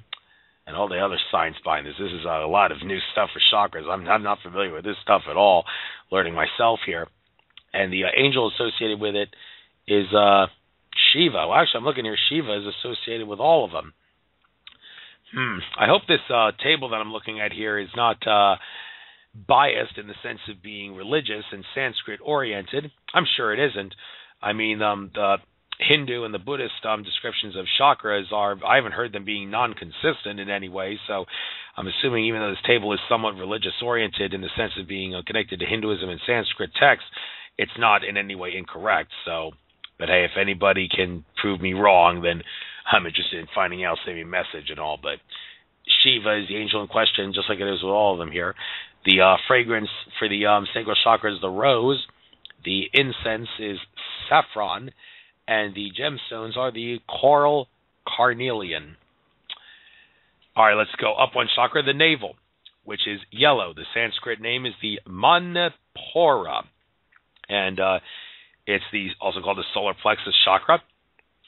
And it's interesting how David Icke in his book, The Perception of Deception, talks about how Atlantis was a heart chakra-oriented place, but then when the powers that be, the Archons, took over planet Earth, caused the fall of Atlantis, played a role in the fall of Atlantis. They moved us from a heart chakra-oriented society of Atlantis into a solar plexus chakra-level society, which is not as heartwarming.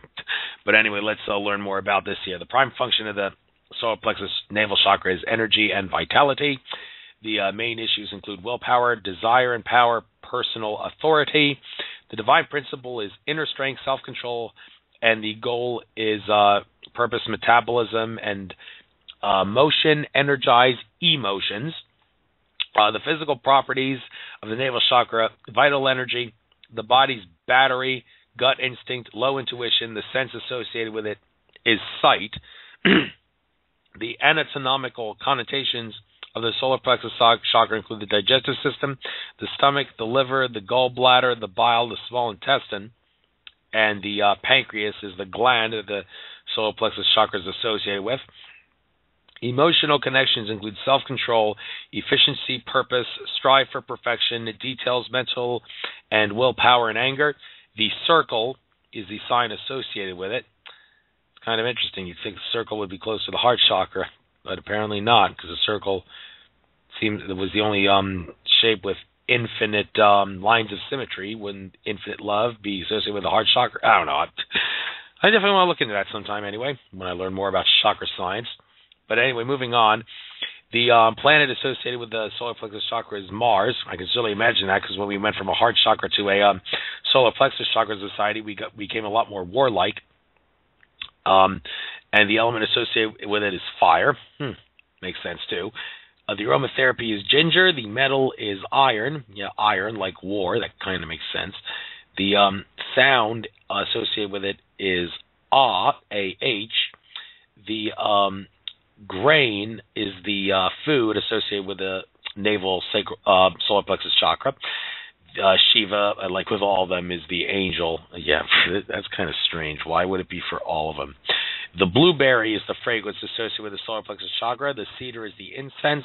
And the amber citrine is the gemstone associated with the navel chakra. And now let's move on to the heart. This is probably arguably the greatest chakra. Well, you shouldn't say everything is greater than anything else, but the heart chakra seems to be the one that people say, go with the heart. You can't go wrong. Maybe you'll miss out on some stuff if you don't use the others, but you just can't go wrong with the heart, so go with the heart as much as possible. It goes by its Sanskrit name, the Anahata. Green, of course, it's a balanced color. Green is associated with the heart chakra. It's funny here how the names of the chakra here, the heart chakra is its location is the heart, but the other chakra definitions, the location is not the same as the chakra name, but with the heart, that's not the case. It is the same. Well, actually, it is the same with third eye. That's also used as the same thing here. In throat chakra, too, it says neck, and they also say throat, but the other ones, they don't give the chakra name, and the location is the same. But anyway, moving on here, the prime function of the heart chakra, balance, love, and connection, naturally. The main issue, love and compassion, ego, hope, positive attitude.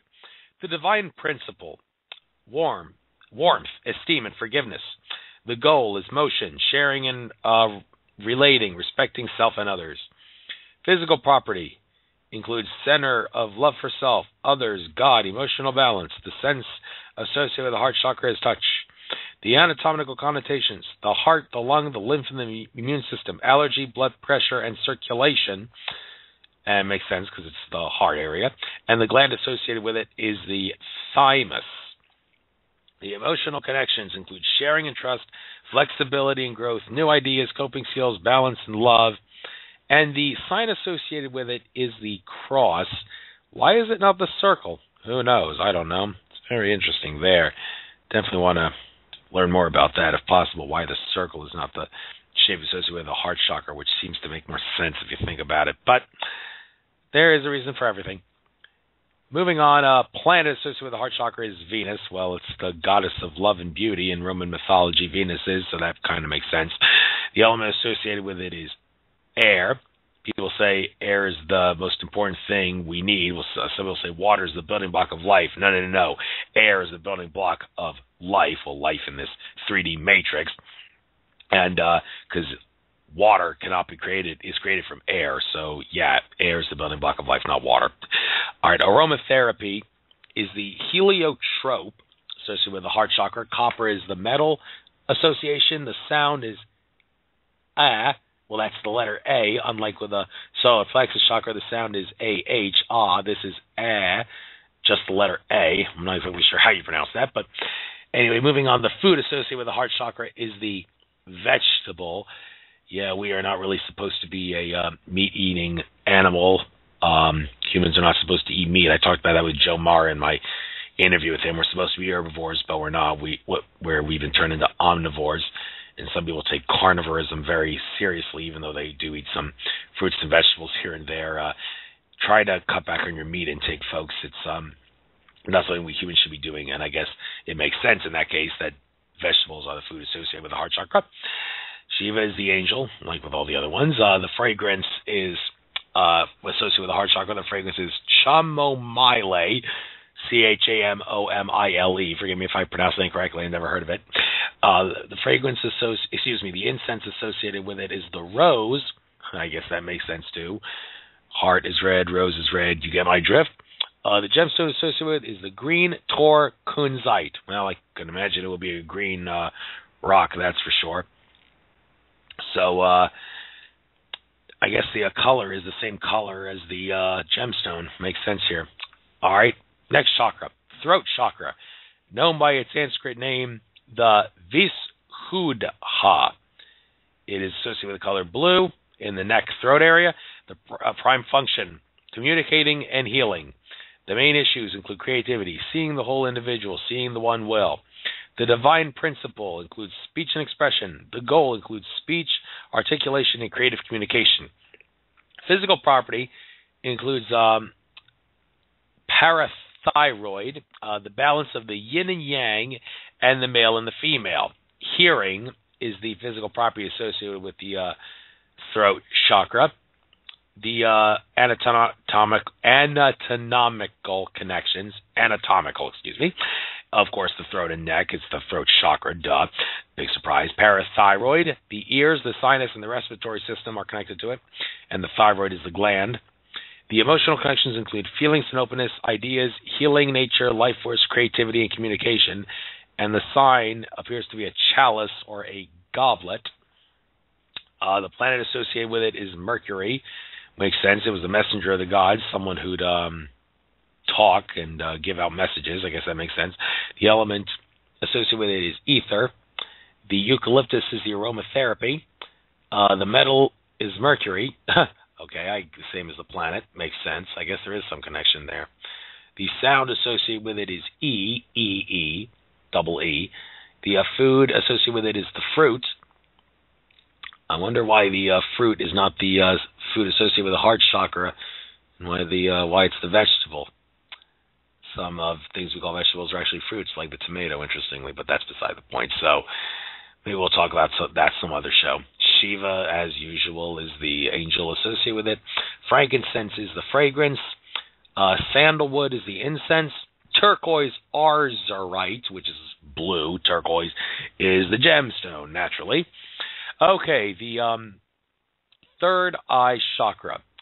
This is represented by the color indigo, which is not the same as violet. Indigo. It does have its own spot on the Roy G. Biv spectrum. The Sanskrit name is the Ajna, Ajna. I think that's pronounced. It says located in the third eye.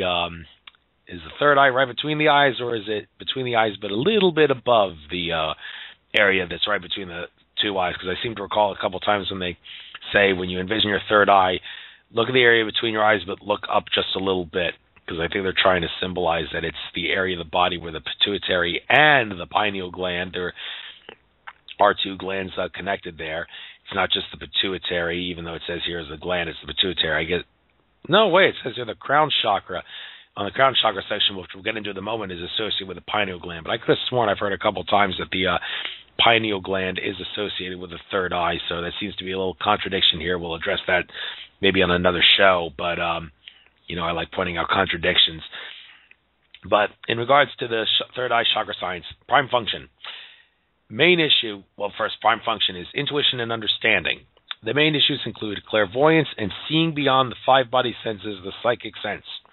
The divine principle includes the sixth sense and clairvoyance. The goal is imagination, knowing and seeing intuitively.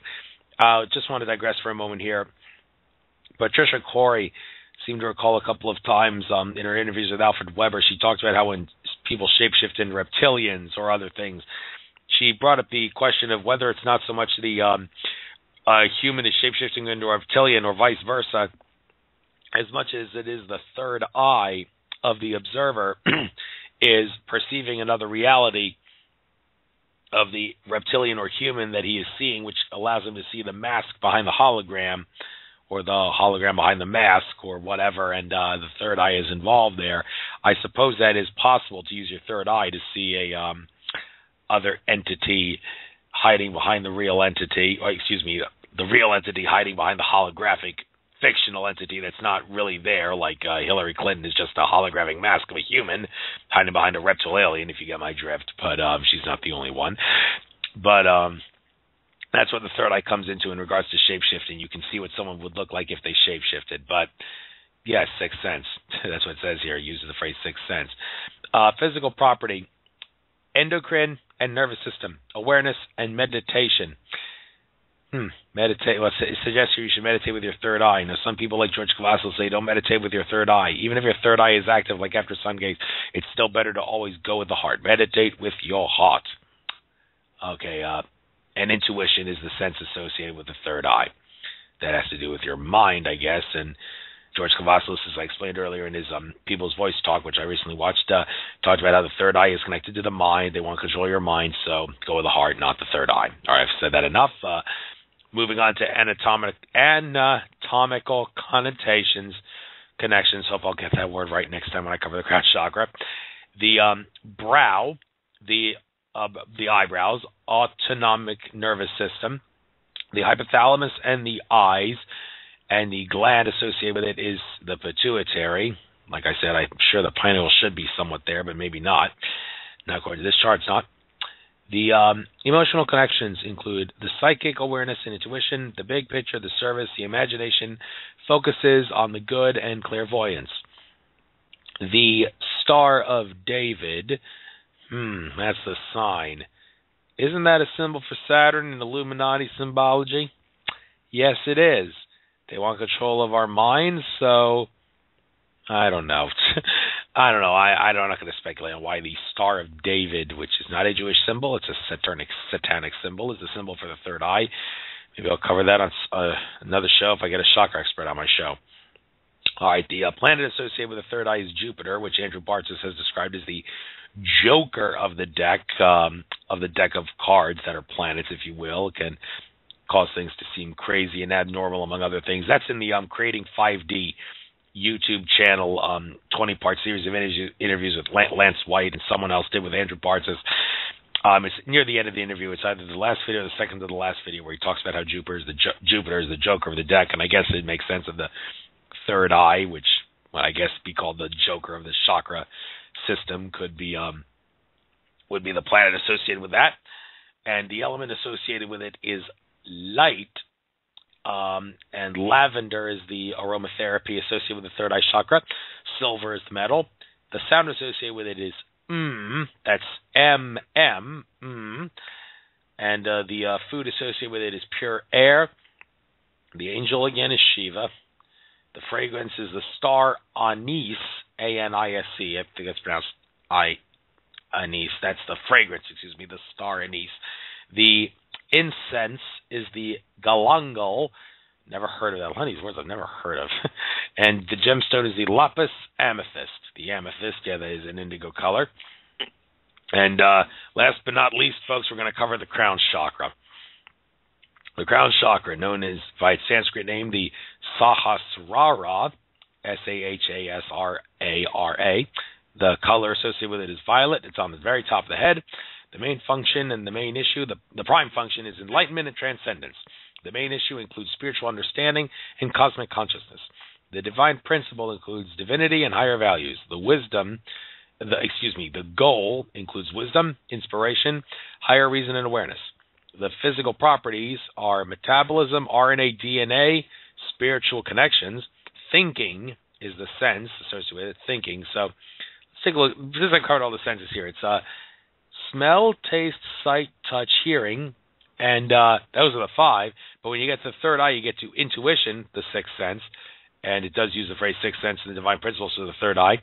And the seventh sense is thinking, which includes divinity and higher values. So why aren't people saying there's seven senses? Oh, yeah, they want us to put us in five senses in reality, the powers that be do, because that's the presence of our consciousness. Duh.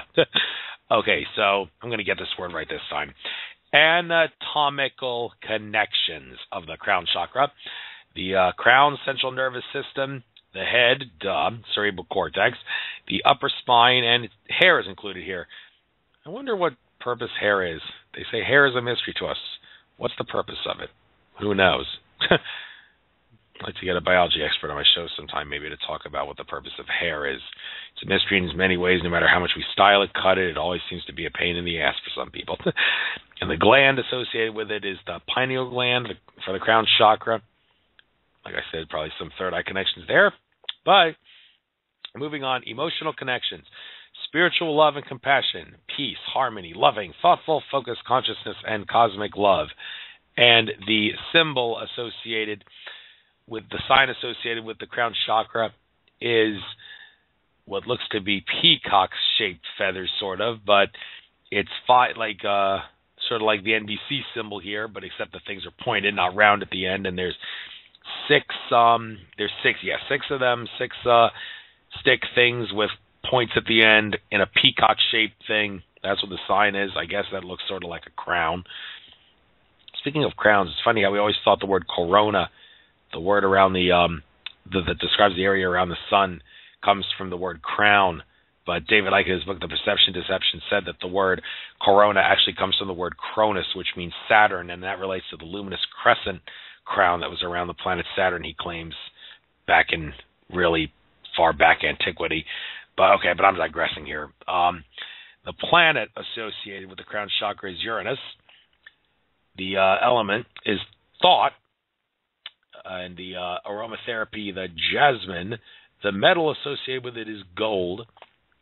The sound associated with it is NG. Don't even know how you pronounce that. Ing, maybe. The food associated, well, there is no food. It's fasting. How about that? And it's interesting how the sixth and the seventh sense chakras, the third eye and the crown chakra respectively, they don't use actual foods as their food. They use pure air. Well, I guess that's a food, but many people don't think of that as a food. The pure air for the third eye chakra and fasting for the crown chakra. That's kind of interesting here. Shiva, again, is the angel. Why is Shiva? Definitely want to look into that. The fragrance associated with the crown chakra is the lotus. The incense associated with it is the peony. And I think that's how you pronounce it, P-E-O-N-Y, peony. And the gemstone associated with it is tourmaline clear quartz. Clear quartz, not purple? Thought all the stones would be the same color. I guess not. It says clear, unless maybe there is a version of this rock that is purple. So, well, this chakra table, that concludes it. A few questions here raised looking at this. This is actually my first time looking at this table in its entirety. Didn't really know how it was going to go. A lot of questions to raise. Like said it 7 times. Shiva is the angel associated with all the chakras. Seems kind of out of place if you think about it. I wonder how that's possible. But that concludes it. Make of this whatever you will, folks. I hope I made this fun and enjoyable to listen to. In regards to learning vocabulary, because this is vocabulary they won't teach you in language arts class in grade school. God, I hated how public schools are brainwashing institutions. I spent 13 years in the public school district. I'm glad I was able to avoid the brainwashing. I even spent over 4 years in college. Glad I was able to see past the brainwashing. I can't do anything with my journalism degree. No jobs anywhere. College degree won't get you very far, contrary to what they tell you. So, folks, this was hopefully a very spiritual and enlightening talk that you guys learned something from this. I hope I made it fun. I hope you will utilize your vocabulary that you learned here. And again, kudos to Michelle Walling and Greg Prescott and the people at N5D for getting this article up here. This is like the third time that I've used a N5D article to do a show that I've had to do by myself. It's a very, very informative website. And I like to say an N5D article a day keeps the doctor away.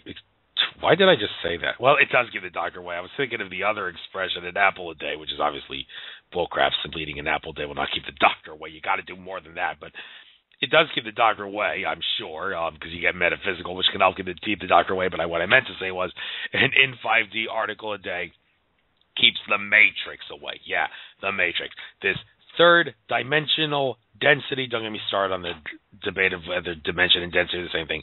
Third dimensional density that we are forced to reside in.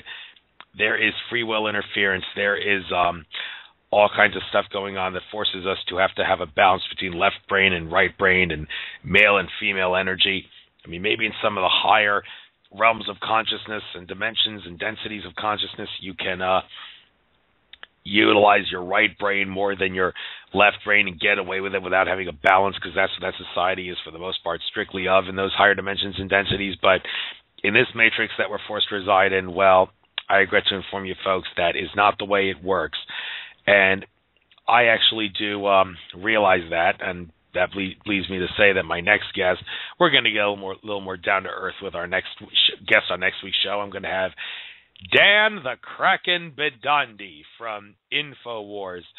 I believe he has his own radio show, and just like me, and although he's more at a down-to-earth level, more patriotic, more doesn't really get into spiritual and metaphysical stuff like I do, but he's into conspiracy theories, which, as I say, I'm tired of metaphysical people, spiritual people saying they're sick and tired of hearing conspiracies. They want to change the subject because it makes them feel uncomfortable. Well, I hope you people might want to listen to some of the stuff we're going to talk about in next week's show, and all you spiritual and metaphysical people might want to tune in and see if you get uncomfortable with us talking about the conspiracy theories and the stuff in the Patriot community that we're going to talk about on next week's show. Because if it makes you feel uncomfortable to hear this stuff, well, Ascension's going to be harder. You can't let that stuff get to you. I'm not going to rant and rave because I ranted and raved about that more than enough when I ranted and raved about it earlier in this talk. But next week's show, definitely going to be a good show for the Patriot community. Dan the Kraken Badandi, I love his attitude, his Kraken-like attitude, getting in your face. I will never forget that talk that Badandi had with the people in the Boston bombing news press conferences. He shut down I believe 3 press conferences, as a matter of fact, asking very serious questions about the Boston bombing being not what it appeared to be, about how there was a drill, and the Boston Globe did report this before they quickly retracted it, a drill of similar bombings occurring at the same time the Boston bombing happened. And Dan Badandi brought that up, and they tried to shy away from his talk, from what he was saying, and from his questions. And the press conference got shut down. There was another press conference where the governor of Massachusetts was saying that there would be an increased police presence on the streets to protect everybody, or so he claimed, as a result of the Boston bombing. And Dan Badandi was like, so is this going to be a opportunity? Is this Boston bombing a staged event by the government that's going to be used to justify putting the TSA and Homeland Security out on the streets of America to stick their hands down people's pants and promote the Gestapo-like police force of Homeland Security? Well, that's not exactly what he said, but that's the gist of what he was saying. And then governor of Massachusetts instantly said, no. Next question. And before you knew it, the press conference was shut down, and Dan was like, it's a false flag. Boston bombing is a false flag, going to be used to take civil liberties. Oh, and the best part, when the FBI, they think we're so stupid, they were putting photos of the Boston bombing suspects, the Chechen brothers, saying these are the only people who we want you to look at. Don't pay attention to anything else. These are the people we're concerned about. And Dan Badandi was like, we got pictures in InfoWars showing other important people that things that were going on of drills happening. Some guy tried to put a clipboard in front of Dan's pictures, and Dan was like, get that out of my way, and he kept showing it, and 2 Secret Service people got in Dan's face, and Dan was pointing at them saying, I'm not afraid of you. I'm going to expose what I want to expose. I'm going to expose false flags that you stage if you truly are staging them or whatever. And Alex Jones did say that some of the other news reporters did come up to Dan Badandi and said, we know you're right, but we're just too scared to speak out. Well, Dan Badandi is not scared to speak out. And well, I sure hope Dan doesn't do the same thing Catherine Albrecht did and chicken out because of our differences in spiritual beliefs. That was her excuse for not wanting to come on my show. Give me a break. It's not the way radio is supposed to go. But apparently that's what Catherine Albrecht decided to do. So hopefully the same thing won't happen with Dan. And I got to forgive Catherine Albrecht for that. Forgiveness is critical. Can't ignore that. Catherine, I forgive you. I'll keep listening to your work. You're a great big brother, pain in the ass to big brother and privacy advocate, but hopefully someday you'll change your mind. Maybe we'll have you on my show someday. But Dan Badandi will be our guest next week, and we're going to be talking about conspiracy theories, patriot community stuff, how to fight for freedom, what the Founding Fathers stood for, and I'm sure you spiritual people, I'm sure you'll like it. Patriot community, conspiracy theorists will love it, but metaphysical people, I'm sure you'll learn to like it too. So get over your uncomfortable feeling of listening to conspiracies and other stuff that makes you feel uncomfortable, and tune in to hear me interview Dan the Kraken Badandi. We'll talk about the Boston bombing too. That was so memorable, those news conferences. So Dan the Kraken Badandi next week. And with that being said, namaste everybody. Hope you learned something. Enjoy the rest of your night and your trek and experience throughout consciousness. Namaste.